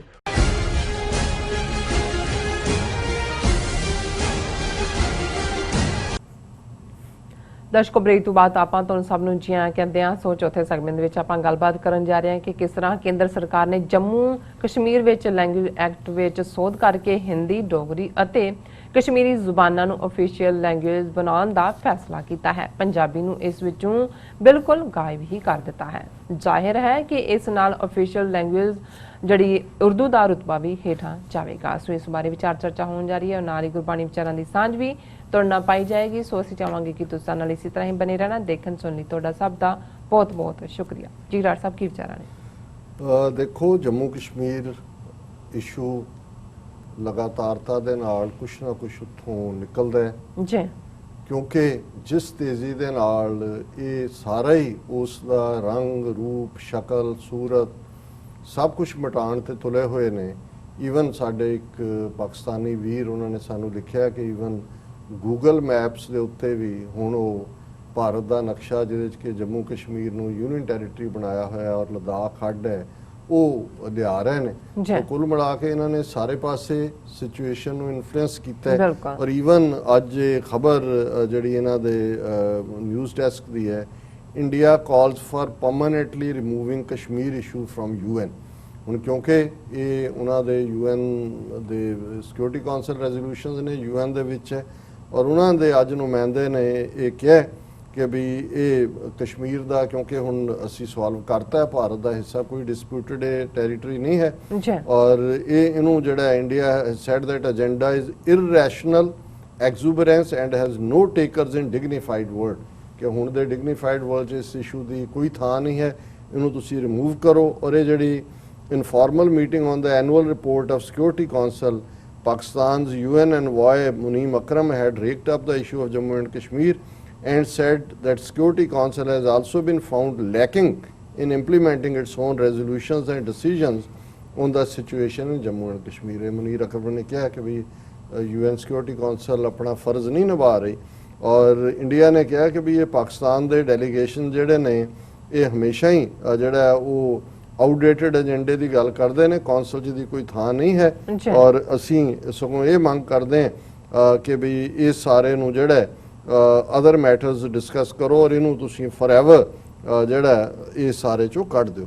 सो ज़ाहिर है भी एक पासे with in country की चल रहा है, जम्मू कश्मीर च की कर रहे हैं और जिवें असी 2-3 दिन पहला जदों ये कहा सी कि भी जिन्नी तेज़ी नाल ये नवें डोमिसाइल इशू कर रहे हैं जम्मू कश्मीर च कि भी ये भी शहरी ने वोट कर सकते हैं। मैं कहा सी कि जी एक अंदाजे मुताबिक जिहड़ा वो उन्होंने 2 लाख तो ज़्यादा नूं डोमिसाइल दिता है, पर मैं बाद जाके जदों खबर नूं दोबारा देखिया तो ये है 12.5 lakh domicile certificate issued so far in Jammu and Kashmir administration. The Jammu and Kashmir administration on Tuesday said that 12.5 lakh domicile certificates have been issued so far, with over 99% being erstwhile PRC holders। ਹੁਣ already 12.5 lakh ਲੋਕਾਂ ਨੂੰ ਹੁਣ ਇਹਦੇ ਚ ਕਿੰਨੇ ਉਹ ਬਿਹਾਰੀ ਨੇ, UP ਦੇ ਨੇ, ਜਿਹੜੇ ਵੈਸਟ ਪੰਜਾਬ ਤੋਂ ਆਏ ਜਿਨ੍ਹਾਂ ਨੂੰ ਬਾਕੀ ਰਾਈਟ ਸੀ ਲੇਕਿਨ VOTING ਰਾਈਟ ਨਹੀਂ ਸੀ, ਉਹ ਸਾਰੇ ਵੀ ਜਿਹੜੇ ਨੇ ਇਹਨਾਂ ਨੇ ਡੋਮਿਸਾਈਲ ਬਣਾ ਦਿੱਤੇ ਨੇ ਔਰ ਇਸ ਸਾਰੇ ਚ ਹੁਣ ਤੁਸੀਂ ਇਹ ਤੋਂ ਅੰਦਾਜ਼ਾ ਲਾਓ ਕਿ ਵੀ ਇਹ ਉਹਦੇ ਚ ਵੈਸਟ ਪਾਕਿਸਤਾਨ ਰਿਫਿਊਜੀਜ਼ ਨੇ, ਵਾਲਮੀਕੀ ਕਮਿਊਨਿਟੀ ਦੇ ਨੇ, ਗੁਰਖਾ ਕਮਿਊਨਿਟੀ ਮੈਂਬਰਸ ਨੇ, ਰਜਿਸਟਰਡ ਮਾਈਗ੍ਰੈਂਟਸ ਨੇ, ਇਹ ਥੱਲੇ ਵੇਰਵਾ ਕਿ ਇਹਨਾਂ ਨੂੰ ਦਿੱਤਾ। ਸੋ ਇਹ ਤੋਂ ਤੁਸੀਂ ਦੇਖੋਗੇ ਵੀ ਉਹਨਾਂ ਨੇ ਉਹਨਾਂ ਦੇ ਪੱਲੇ ਕੁਝ ਵੀ ਨਹੀਂ ਰਹਿਣ ਦੇਣਾ। ਔਰ ਅੱਜ ਜਿਹੜੀ ਖਬਰ ਨੇ ਸਵੇਰੇ ਪਹਿਲਾਂ ਮੇਰਾ ਸਭ ਤੋਂ ਧਿਆਨ ਖਿੱਚਿਆ ਕਿ ਵੀ ਬਹੁਤ ਵਾਰ ਅਸੀਂ ਜਦੋਂ ਕਸ਼ਮੀਰ ਦੀ ਗੱਲ ਕਰਦੇ ਹਾਂ ਤਾਂ ਕਿਉਂਕਿ ਕਸ਼ਮੀਰੀ ਸਾਡੇ ਮੁਸਲਮਾਨ ਭੈਣਾਂ ਭਰਾਵਾਂ ਦੇ ਹਵਾਲੇ ਨਾਲ ਜਦੋਂ ਵੈਲੀ 'ਚ ਵੀ ਅਸੀਂ ਗੱਲ ਕਰਦੇ ਹਾਂ ਕਿ ਜਿਹੜਾ ਉਹ 80 ਲੱਖ ਲੋਕ ਕਿਵੇਂ ਡਬਲ ਲਾਕਡਾਊਨ 'ਚ ਨੇ, ਪਰ ਮੈਂ ਵਨਸ ਇਨ ਏ ਵਾਈਲ ਜ਼ਰੂਰ ਗੱਲ ਕਰਦਾ ਕਿ ਜਦੋਂ ਜੰਮੂ ਕਸ਼ਮੀਰ ਦੀ ਗੱਲ ਹੁੰਦੀ ਹੈ ਸਿੱਖ ਫੈਕਟਰ ਵੀ ਜਿਹੜਾ ਉਸ ਦੇ ਨਾਲ ਜੁੜਿਆ ਹੋਇਆ। ਕੱਲੀ ਵਾਦੀ ਦੇ ਵਿੱਚ ਹੀ ਜਿਹੜਾ 1 ਲੱਖ ਤੋਂ ਜ਼ਿਆਦਾ ਸਿੱਖ ਰਹਿੰਦੇ ਨੇ, ਕੁੱਲ ਜੰਮੂ ਕਸ਼ਮੀਰ ਦੇ ਵਿੱਚ ਇਹ ਫਿਗਰ 3 ਲੱਖ ਤੋਂ ਜ਼ਿਆਦਾ ਹੈ।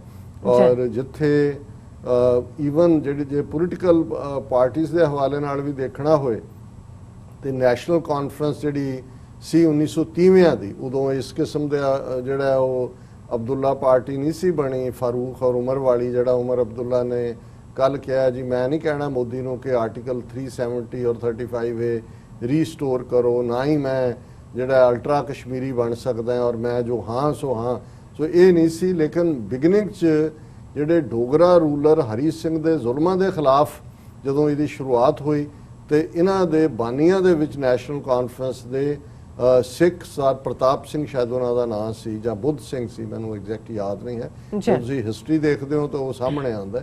ਸੋ ਇਹ ਬਰਾਬਰ ਨਾਲ ਕੰਟਰੀਬਿਊਸ਼ਨ ਵੀ ਰਹੀ ਔਰ ਆਪਸੀ ਸਹਿਯੋਗ ਸਾਥ ਕਸ਼ਮੀਰੀ ਮੁਸਲਮਾਨਾਂ ਦੇ ਨਾਲ ਜਿਹੜਾ ਉਹ ਉਵੇਂ ਹੀ ਹੈ ਜਿਵੇਂ ਉਹ ਉਸ ਧਰਤੀ ਦੇ ਪੁੱਤਰ ਪੁੱਤਰੀਆਂ ਨੇ। ਇਸੇ ਤਰ੍ਹਾਂ ਜਿਹੜੇ ਈਵਨ ਆਜ਼ਾਦ ਕਸ਼ਮੀਰ ਵਾਲੇ ਖਿੱਤੇ 'ਚੋਂ ਨਿਕਲ ਕੇ ਜਿਹੜੇ ਸਿੱਖ ਜੰਮੂ ਔਰ ਪੁੰਛ ਔਰ ਉਹਦੇ ਨਾਲ ਲੱਗਦੇ ਇਲਾਕੇ ਰਜੌਰੀ, ਸਿੰਬਲ ਕੈਂਪ ਇਹਨਾਂ ਸਾਰੀਆਂ ਥਾਵਾਂ ਦੇ ਉੱਤੇ ਵੀ ਆਏ।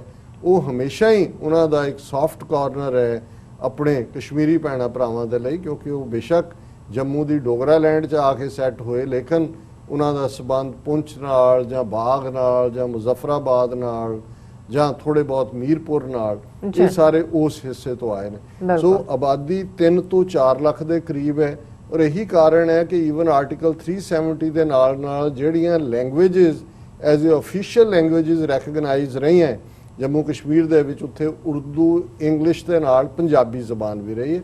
ਸਕੂਲਾਂ ਦੇ ਵਿੱਚ ਰੈਗੂਲਰ ਵੀ 10ਵੀਂ ਤੱਕ ਰਹੀ, ਫਿਰ ਕੁਝ ਕਲਾਸਾਂ 'ਚ ਆਪਸ਼ਨਲ ਸੀ।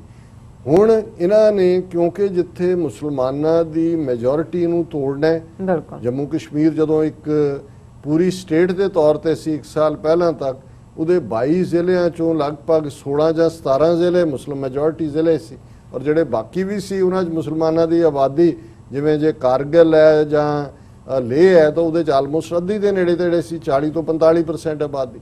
ਹੁਣ ਇੱਕ ਪਾਸੇ ਤਾਂ ਇਹਨਾਂ ਨੇ ਮੁਸਲਿਮ ਮੈਜੋਰਿਟੀ ਖਤਮ ਕਰਨ ਦੇ ਲਈ ਜਿਹੜੇ 12.5 ਲੱਖ ਡੋਮਿਸਾਈਲ ਦਾ ਜ਼ਿਕਰ ਔਰ ਤੇਜ਼ੀ ਦੇ ਨਾਲ ਰੀਡਿਸਟ੍ਰਿਕਟਿੰਗ ਕਰਨ ਦੀ ਲਾਈਨ ਹੈ, 3 ਡਰਟੀ ਡੀਜ਼ ਦਾ ਮੈਂ ਜ਼ਿਕਰ ਕਰਦਾ, ਜਿਹਦੇ 'ਚ ਉਹਨਾਂ ਨੇ ਡੀਲਿਮਿਟ ਕੀਤਾ, ਜ਼ਿਲ੍ਹੇ ਵਧਾ ਦਿਓ ਵੋਟਿੰਗ ਡਿਸਟ੍ਰਿਕਟਸ, ਔਰ ਉਹਦੇ 'ਚੋਂ ਆਪਣੇ ਹਿੰਦੂਤਵੀ ਲਿਆਓ, ਔਰ ਡੋਮਿਸਾਈਲ ਦਾ ਲਿਆਂਦਾ, ਔਰ ਉਹਦੇ ਥੱਲੇ ਨਾਲ ਜਿਹੜੀ ਹੈ ਉਹ ਸਾਰੀ ਉਸ ਦੀ ਜਿਹੜੀ ਹੈ ਉਹ ਡੈਮੋਗ੍ਰਾਫੀ ਬਦਲਣ ਦੀ ਲਾਈਨ ਹੈ। ਪਰ ਹੁਣ ਇਹਨਾਂ ਨੇ ਦੇਖੋ, ਜਦੋਂ ਅਸੀਂ ਕਿਸੇ ਤਹਿਜ਼ੀਬ ਨੂੰ ਖਤਮ ਕਰਨ ਦੀ ਗੱਲ ਕਰਦੇ ਤੇ ਤਹਿਜ਼ੀਬ ਇਤਿਹਾਸ ਹੁੰਦਾ, ਇਤਿਹਾਸ ਕਿਵੇਂ ਲਿਖਣਾ ਹੈ ਇਹਨਾਂ ਨੇ ਆਪਣੇ ਕੋਲ ਲੈ ਲਿਆ। ਤੁਸੀਂ ਵਸੇ ਕਿੱਥੇ ਹੋਏ ਹੋ, ਤੁਹਾਨੂੰ ਉਜਾੜ ਦੇਣ, ਦੂਸਰਿਆਂ ਨੂੰ ਲਿਆ ਕੇ ਵਸਾ ਦੇਣ, ਔਰ ਇਹਦੇ ਨਾਲ ਇੱਕ ਜ਼ਬਾਨ ਹੁੰਦੀ, ਤਹਿਜ਼ੀਬ ਦਾ ਔਰ ਜ਼ਬਾਨ ਦਾ, ਸਿਵਲਾਈਜੇਸ਼ਨ ਦਾ ਔਰ ਲੈਂਗੁਏਜ ਦਾ ਬੜਾ ਡੂੰਘਾ ਸੰਬੰਧ ਹੈ, ਕਿਉਂਕਿ ਉਹ ਉਸ ਖਿੱਤੇ ਦੀ ਪਛਾਣ ਹੁੰਦੀ ਹੈ। ਔਰ ਜ਼ਾਹਰ ਹੈ ਕਿ ਬੇਸ਼ੱਕ ਕਸ਼ਮੀਰ ਦੇ ਵਿੱਚ ਕਸ਼ਮੀਰੀ ਇੱਕ ਅਲੱਗ ਡਾਇਲੈਕਟ ਹੈ ਜਿਹੜਾ ਕਸ਼ਮੀਰ 'ਚ ਬੋਲਿਆ ਜਾਂਦਾ ਹੈ, ਜੰਮੂ ਹਿੱਸੇ 'ਚ ਡੋਗਰੀ ਹੈ ਜਿਹੜਾ ਓਬਵੀਅਸਲੀ ਪੰਜਾਬੀ ਦਾ ਇੱਕ ਡਾਇਲੈਕਟ ਰਿਹਾ, ਲੇਕਿਨ ਇਹਨਾਂ ਨੇ ਉਹਨੂੰ ਹੁਣ ਆਜ਼ਾਦ ਜ਼ਬਾਨ ਦੇ ਤੌਰ ਤੇ ਰੈਕਗਨਾਈਜ਼ ਕਰਕੇ ਪੰਜਾਬੀ ਨੂੰ ਵੀਕ ਕੀਤਾ ਹੈ। ਇਸੇ ਤਰ੍ਹਾਂ ਪੁੰਛੀ ਡਾਇਲੈਕਟ ਹੈ ਜਿਹੜਾ ਉਹਨਾਂ 'ਚ ਮੁਜ਼ੱਫਰਾਬਾਦੀ ਜ਼ਬਾਨ, ਇਹ ਵੀ ਡਾਇਲੈਕਟ ਹੈ, ਪਰ ਇਹ ਪੰਜਾਬੀ ਦੇ ਡਾਇਲੈਕਟ ਨੇ। ਔਰ ਇਸ ਗੱਲ ਨੂੰ ਸਮਝਦੇ ਹਾਂ ਕਿ ਕਸ਼ਮੀਰ ਦੀ ਪਛਾਣ ਦੇ ਵਿੱਚ ਇਹ ਪੰਜਾਬੀ ਡਾਇਲੈਕਟ ਔਰ ਇਹ ਇੱਕ ਇੰਪੋਰਟੈਂਟ, ਉਹਨਾਂ ਨੇ ਪੰਜਾਬੀ ਨੂੰ ਜੰਮੂ ਕਸ਼ਮੀਰ 'ਚ ਜਿਹੜਾ 5 ਅਗਸਤ 2019 ਤੱਕ ਸੀ Punjabi as a official language recognise ਸੀ, ਔਰ ਉਰਦੂ ਜਿਹੜੀ ਹੈ ਸਟੇਟ ਦੀ ਆਫੀਸ਼ੀਅਲ ਲੈਂਗੁਏਜ ਸੀ। ਔਰ ਸਾਨੂੰ ਵੀ ਜਦੋਂ ਕੋਈ ਜਿਹੜਾ ਡਾਕੂਮੈਂਟ ਪੜ੍ਹਾਉਣਾ ਪੈਂਦਾ ਸੀ ਉੱਥੇ ਹੁੰਦਿਆਂ ਵੀ, ਕਿਉਂਕਿ ਜੰਮੂ ਕਸ਼ਮੀਰ ਵਿੱਚ ਜਿਹੜੇ 3-4 ਲੱਖ ਸਿੱਖ ਰਹਿੰਦੇ ਨੇ ਉਹ ਸਾਰੇ ਉਰਦੂ ਸਕ੍ਰਿਪਟ ਜਿਹੜੀ ਹੈ ਉਹ ਪੜ੍ਹਦੇ ਨੇ, ਕਿਉਂਕਿ ਉਹਨਾਂ ਦੇ ਸਕੂਲਾਂ 'ਚ ਹੁੰਦੀ ਹੈ, ਔਰ ਜ਼ਾਹਰ ਹੈ ਸਾਇੰਸ ਔਰ ਦੂਸਰੇ ਸਬਜੈਕਟਸ ਇੰਗਲਿਸ਼ 'ਚ ਨੇ। ਹੁਣ ਜਿਹੜਾ ਇਹਨਾਂ ਨੇ ਫੈਸਲਾ ਕੱਲ ਕੀਤਾ ਯੂਨੀਅਨ ਕੈਬਨਿਟ ਨੇ, ਔਰ ਇਹਨਾਂ ਨੇ ਕਰੰਟ ਪਾਰਲੀਮੈਂਟ ਸੈਸ਼ਨ ਜਿਹੜਾ ਜਿਹਦੇ 'ਚ ਕੁਐਸਚਨ ਆਵਰ ਵੀ ਨਹੀਂ ਰੱਖਿਆ ਕਿ ਕੋਈ ਪੁੱਛੇ ਇਹਨਾਂ ਨੂੰ, ਔਰ ਜਿਹੜੇ ਅੱਖਾਂ ਬੰਨ੍ਹ ਕੇ ਇਹਨਾਂ ਦੇ ਮਗਰ ਤੁਰੇ ਨੇ ਸੁਖਬੀਰ ਬਾਦਲ ਔਰ ਦੂਜੇ ਜਿਨ੍ਹਾਂ ਨੇ ਸਵਾਗਤ ਕੀਤਾ ਸੀ ਆਰਟੀਕਲ 370 ਦੇ ਵੇਲੇ, ਰਾਜ ਸਭਾ 'ਚ ਵੀ ਵੋਟਾਂ ਇਹਨਾਂ ਦੇ ਹੱਕ 'ਚ ਪਾਈਆਂ ਸੀ ਕਿ ਭਾਈ ਹੁਣ ਤਾਂ ਤੁਹਾਡੀ ਮੂੰਹ ਤੇ ਚਪੇੜ ਮਾਰਿਆ। ਇੱਕ ਪਾਸੇ ਉਹਨਾਂ ਨੇ ਉਰਦੂ ਦੀ ਪਛਾਣ ਖਤਮ ਕਰਨ ਦੇ ਲਈ, ਔਰ ਇਹ ਹੈ ਕਿ cabinet approves bill to include Kashmiri, Dogri, Hindi as official languages in Jammu and Kashmir, proposed law to be introduced in monsoon session of parliament। उन्होंने कहा जी ठीक है, उर्दू इंग्लिश तो है ही ने ऑफिशियल लैंग्वेजेस, पंजाबी बाहर कढ़ती। उन्होंने कहा जी हुण असीं कश्मीरी नूं भी ऑफिशियल लैंग्वेज मानते हैं, डोगरी नूं भी मानते हैं और हिंदी नूं भी मानते हैं। और ये बिल उन्होंने इस पार्लीमेंट दे, क्योंकि यूनियन टैरीटरी है, यूनियन टैरीटरी का मतलब होंदा सारे हकूक उन्हां कोल ने, और ये सारे उन्होंने इस किस्म की करतूत की है। और ज़ाहिर है जगमोहन सिंह रैणा और all party Sikh coordination committee दे ने उन्होंने इस उत्ते फौरन रिएक्ट भी किया, और उन्होंने कहा भी this move is an anti minority move, saying Punjabi was very much part of the Jammu and Kashmir constitution. क्योंकि जम्मू कश्मीर का अपनी कॉन्स्टिट्यूशन सी, अपनी क्योंकि कॉन्स्टिट्यूएंट असैंबली ने बनाया सी। उन्होंने कहा जी ये तो साडा हिस्सा है, और उन्होंने ये कहा कि constitution of Jammu and Kashmir before the abrogation of article 370 Punjabi was a recognise language duly certified by the constitution of Jammu and Kashmir, कि ये पंजाबी कॉन्स्टिट्यूशन के थले रैकगनाइज लैंग्वेज सी। पर हुण उन्होंने कहा कि भी ये जड़ा मूव है it has badly bruise sentiments of Sikh community क्योंकि Punjabi is a popular language in Jammu and Kashmir spoken by lakhs of people. By excluding Punjabi language, Government of India has taken an extreme step that is bound to cause resentment among the Sikhs in Jammu and Kashmir. The move is anti-minority and it is natural that people would react sharply to the same.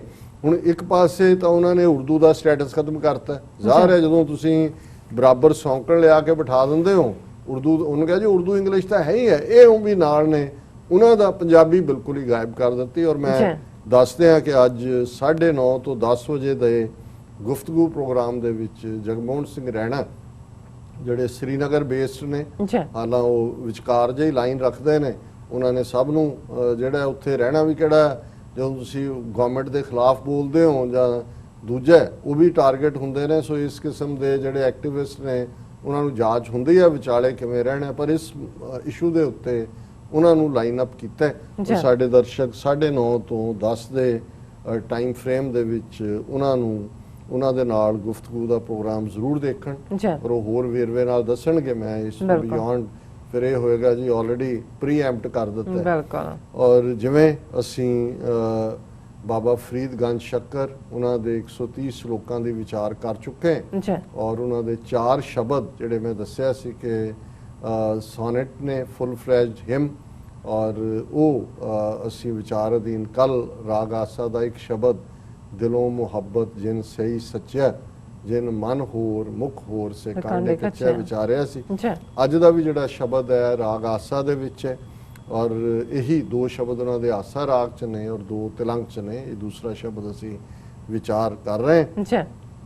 ਬੋਲੇ ਸ਼ੇਖ ਫਰੀਦ ਪਿਆਰੇ ਅੱਲਾਹ ਲਗੇ ਇਹੋ ਤਨ ਹੋਸੀ ਖਾਕ ਨਿਮਾਣੀ ਗੌਰ ਕਰੇ ਆਜ ਮਿਲਾਵਾ ਸ਼ੇਖ ਫਰੀਦ ਟਾਕਮ ਕੁੰਝੜੀਆਂ ਮਨੋ ਮਚਿੰਦੜੀਆਂ ਰਹਾਓ ਜੇ ਜਾਣਾ ਮਰ ਜਾਈਐ ਘੁੰਮ ਨਾ ਆਈਐ ਝੂਠੀ ਦੁਨੀਆ ਲਗ ਨਾ ਆਪ ਵੰਝਾਈਐ ਬੋਲੀਐ ਸੱਚ ਧਰਮ ਝੂਠ ਨਾ ਬੋਲੀਐ ਜੋ ਗੁਰ ਦੱਸੈ ਵਾਟ ਮੁਰੀਦਾਂ ਜੋਲੀਐ ਛੈਲ ਲੰਘੇਂਦੇ ਪਾਰ ਗੋਰੀ ਮਨ ਧੀਰਿਆ ਕੰਚਨ ਵੰਨੇ ਪਾਸੇ ਕਲਵਤ ਚੀਰਿਆ ਸ਼ੇਖ ਹਯਾਤੀ ਜਗ ਨਾ ਕੋਈ ਥਿਰ ਰਿਹਾ ਜਿਸ ਆਸਨ ਹਮ ਬੈਠੇ ਕੀਤੇ ਬੈਸ ਗਿਆ ਕਤਕ ਕੂੰਜਾਂ ਚੇਤ ਡੋ ਸਾਵਣ ਬਿਜਲੀਆਂ ਸਿਆਲੇ ਸੌਂਦੀਆਂ ਪਿਰ ਗਲ ਬਾਹੜੀਆਂ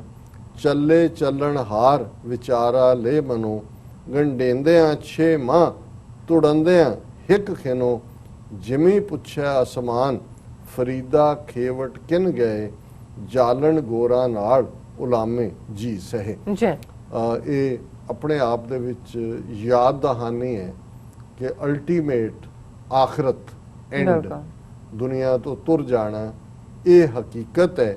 ਔਰ ਇਹ ਗੱਲ ਉਹਨਾਂ ਨੇ ਸ਼ੁਰੂਆਤੀ ਸ਼ਬਦ ਦੀ ਇਥੋਂ ਕੀਤੀ ਕਿ हे ਪਿਆਰੇ ਤੂੰ ਅੱਲਾ ਨਾਲ ਲੱਗ ਰੱਬ ਦੇ ਚਰਨਾਂ ਵਿੱਚ ਜੁੜ। ਬੋਲੇ ਸ਼ੇਖ ਫਰੀਦ ਪਿਆਰੇ ਅੱਲਾਹ ਲੱਗੈ ਇਹੋ ਤਨ ਹੋਸੀ ਖਾਕ ਨਿਮਾਣੀ ਗੌਰ ਕਰੇ ਕਿ ਅਲਟੀਮੇਟਲੀ ਇਹ ਜਿਹੜਾ ਤਨ ਹੈ ਇਸ ਦਾ ਅਲਟੀਮੇਟ ਮੁਕਾਮ ਗੌਰ ਹੈ, ਕਬਰ ਹੈ, ਕਿਉਂਕਿ ਇਸਲਾਮਿਕ ਤਰੀਕੇ ਦੇ ਨਾਲ ਦਫਨਾਇਆ ਜਾਂਦਾ ਹੈ। ਅਸੀਂ ਉਹਨੂੰ ਸ਼ਮਸ਼ਾਨ ਕਹਿ ਸਕਦੇ ਹਾਂ ਕਿ ਬਈ ਤੇਰੀ ਜਿਹੜੀ ਮੰਜ਼ਿਲ ਹੈ, ਡੈਸਟਨੀ ਹੈ, ਅਲਟੀਮੇਟਲੀ हे ਪਿਆਰੇ ਅੱਲਾ ਦੇ ਨਾਲ ਜੁੜ, ਰੱਬ ਦੇ ਨਾਲ ਜੁੜ, ਕਿਉਂਕਿ ਇਸ ਤਨ ਨੇ ਖਾਕ ਹੋ ਜਾਣਾ ਔਰ ਇਹ ਤੇਰਾ ਅਲਟੀਮੇਟ ਟਿਕਾਣਾ ਜਿਹੜਾ ਉਹ ਗੌਰ ਹੈ।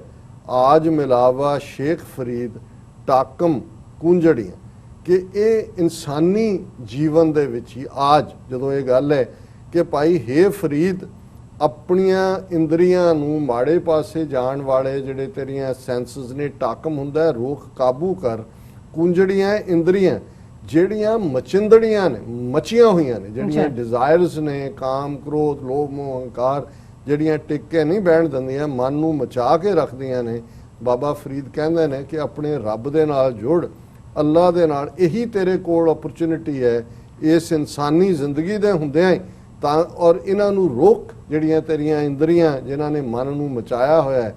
ਔਰ ਜੇ ਜਾਣਾ ਮਰ ਜਾਈ ਹੈ ਘੁੰਮ ਨਾ ਆਈ ਹੈ ਝੂਠੀ ਦੁਨੀਆ ਲਾਗ ਨਾ ਆਪ ਵੰਝਾਈ ਹੈ। ਜਦੋਂ ਇਹ ਹਕੀਕਤ ਹੈ ਕਿ ਮਰ ਜਾਣਾ ਹੈ, ਜੀ ਵਾਪਸ ਨਹੀਂ ਜ਼ਿੰਦਗੀ ਮਿਲਣੀ, ਫਿਰ ਇਸ ਝੂਠੀ ਦੁਨੀਆ ਦੇ ਨਾਲ ਲੱਗ ਕੇ ਕਿਉਂ ਆਪਣਾ ਵਕਤ ਆਪਣੀ ਜ਼ਿੰਦਗੀ ਬਰਬਾਦ ਅਸੀਂ ਕਰ ਰਹੇ ਹਾਂ।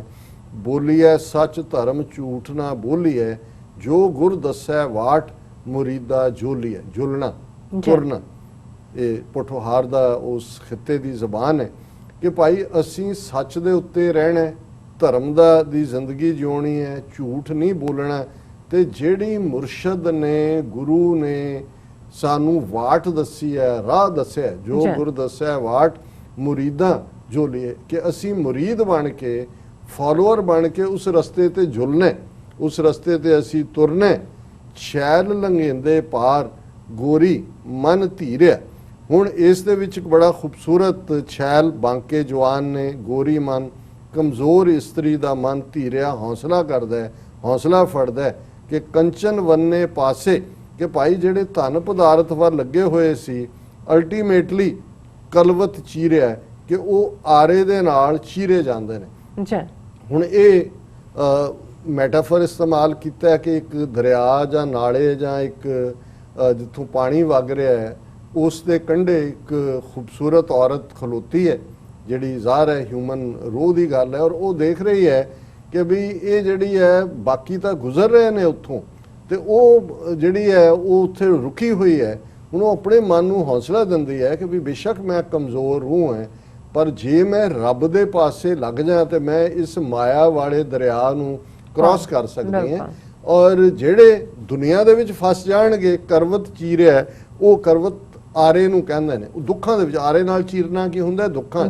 ਕਿ ਜੇ ਕੋਈ ਸੁੱਖ ਹੈ, ਇਹ ਰੂਹ ਕਹਿ ਰਹੀ ਹੈ, ਖੂਬਸੂਰਤ ਰੂਹ, ਕਿ ਮੈਂ ਜੇ ਰੱਬ ਵਾਲੇ ਪਾਸੇ ਲੱਗਾ ਤੇ ਫਿਰ ਮੇਰੀ ਜ਼ਿੰਦਗੀ ਸੌਖੀ ਹੋਏਗੀ। ਤੇ ਉਹ ਰਸਤਾ ਨਾ ਚੁਣਾ ਜਿਹੜਾ ਕਲਵਤ ਦੇ ਨਾਲ ਚੀਰੇ ਜਾਣ ਵਾਲੇ ਦੁਨੀਆਦਾਰਾਂ ਨੇ ਚੁਣਿਆ।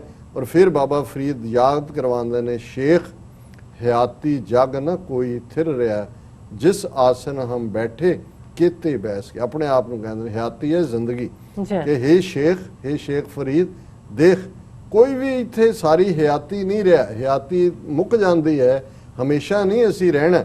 ਔਰ ਜਿਸ ਥਾਂ ਦੇ ਉੱਤੇ ਅਸੀਂ ਅੱਜ ਬੈਠੇ ਹੋਏ ਹਾਂ, ਸਾਡੇ ਤੋਂ ਪਹਿਲੇ ਕਿੰਨੇ ਬੈਠ ਕੇ ਚਲੇ ਗਏ, ਜੋ ਆਇਆ ਸੋ ਨੇ ਜਾਣਾ।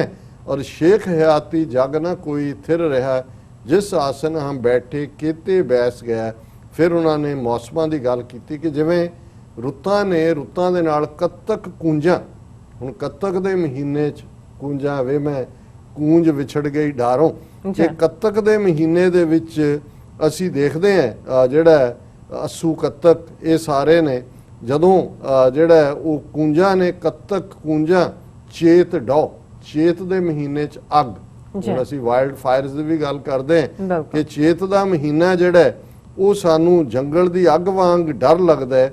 ਔਰ ਇਸ ਦੇ ਨਾਲ ਇਹ ਪੰਜਾਬ ਦੇ ਵੈਦਰਸ ਦਾ ਜ਼ਿਕਰ ਹੈ, ਕੱਤਕ ਕੂੰਜਾਂ, ਚੇਤ ਡੋ, ਸਾਵਣ, ਬਿਜਲੀ। ਸਾਵਣ ਭਾਦੋ ਹੁੰਦਾ ਹੈ ਜਦੋਂ ਬਰਸਾਤ ਲੱਗਦੀ ਹੈ ਤੇ ਬਿਜਲੀ ਕੜਕਦੀ ਹੈ। ਸਿਆਲੇ ਸੋਹੰਦੀਆਂ ਫਿਰ ਗੱਲ ਬਾਹੜੀਆਂ, ਕਿ ਸਿਆਲ ਦੀ ਰੁੱਤੇ ਇੰਨੀ ਠੰਡ ਹੁੰਦੀ ਹੈ ਕਿ ਅਸੀਂ ਜਿਹੜਾ ਉਹ ਆਪਣੇ ਪਿਆਰੇ ਦੇ ਗਲ ਲੱਗ ਕੇ ਬਾਹਾਂ ਸਮਝਦੀਆਂ ਨੇ ਕਿ ਵੀ ਅਸੀਂ ਜਿਹੜਾ ਉਹ ਸੁਹੰਡਣੀਆਂ ਹੋਈਆਂ।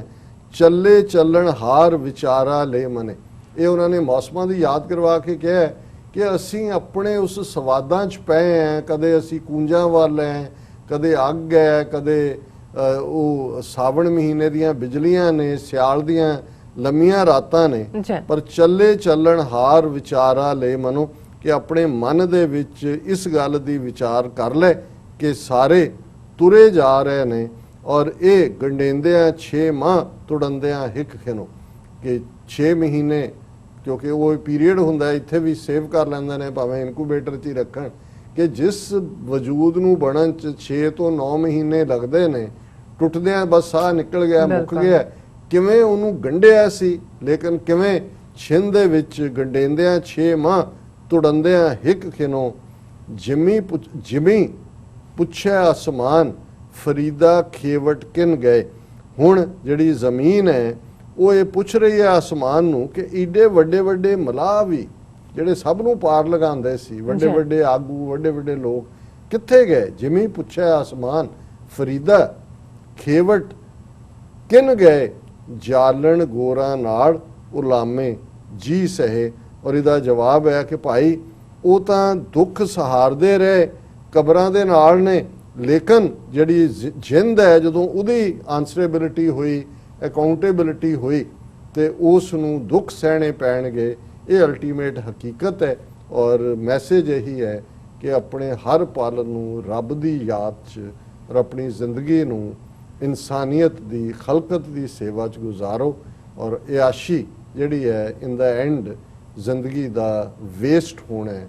ਅਸਲੀ ਗੱਲ ਜਿਹਨੂੰ ਸ਼ੁਰੂਆਤ ਕੀਤੀ ਸੀ, ਬੋਲਿਆ ਸ਼ੇਖ ਫਰੀਦ, ਪਿਆਰੇ ਅੱਲਾ ਲਗੇ ਰੱਬ ਵੱਲ ਤੁਰੋ। ਜੀ ਡਾਕਟਰ ਸਾਹਿਬ, ਤੁਹਾਡਾ ਬਹੁਤ ਬਹੁਤ ਸ਼ੁਕਰੀਆ। ਤੁਸੀਂ ਅੱਜ ਐਮ ਇਸ਼ੂ ਤੇ ਅੱਜ ਦਾ ਵਿਚਾਰ ਸਾਡੇ ਦਰਸ਼ਕਾਂ ਨਾਲ ਸਾਂਝਾ ਕੀਤਾ। ਇਸ ਨਾਲ ਆਪਣੇ ਵਿਊਅਰਸ ਕੋਲ ਨੇ ਇਜਾਜ਼ਤ। ਵਿਊਅਰਸ, ਸਾਡੇ ਪ੍ਰੋਗਰਾਮ ਦਾ ਸਮਾਂ ਇੱਥੇ ਸਮਾਪਤ ਹੁੰਦਾ ਹੈ। ਤੁਸੀਂ ਆਪਣੀ ਰਾਏ ਤੇ ਸੁਝਾਅ ਸਾਨੂੰ ਭੇਜਣਾ ਭੁੱਲਣਾ ਸਾਡੇ ਇਸ ਪਤੇ ਤੇ sos@tv84.tv ਤੇ। ਅਸੀਂ ਆਪਣਾ ਪ੍ਰੋਗਰਾਮ ਲੈ ਕੇ ਫਿਰ ਦੁਬਾਰਾ ਤੁਹਾਡੇ ਰੂਬਰੂ ਹੋਵਾਂਗੇ। ਤਦ ਤੱਕ ਲਈ ਮੈਨੂੰ ਤੇ ਆਪਣੇ ਡਾਕਟਰ ਨੂੰ ਆਗਿਆ ਦਿਓ। ਦੇਖਦੇ ਰਹੋ TV84। ਬੁਲਾ ਦਿਓ ਫਤਿਹ। ਵਾਹਿਗੁਰੂ ਜੀ ਕਾ ਖਾਲਸਾ, ਵਾਹਿਗੁਰੂ ਜੀ ਕੀ ਫਤਿਹ। ਰੱਬ ਰਾਖਾ।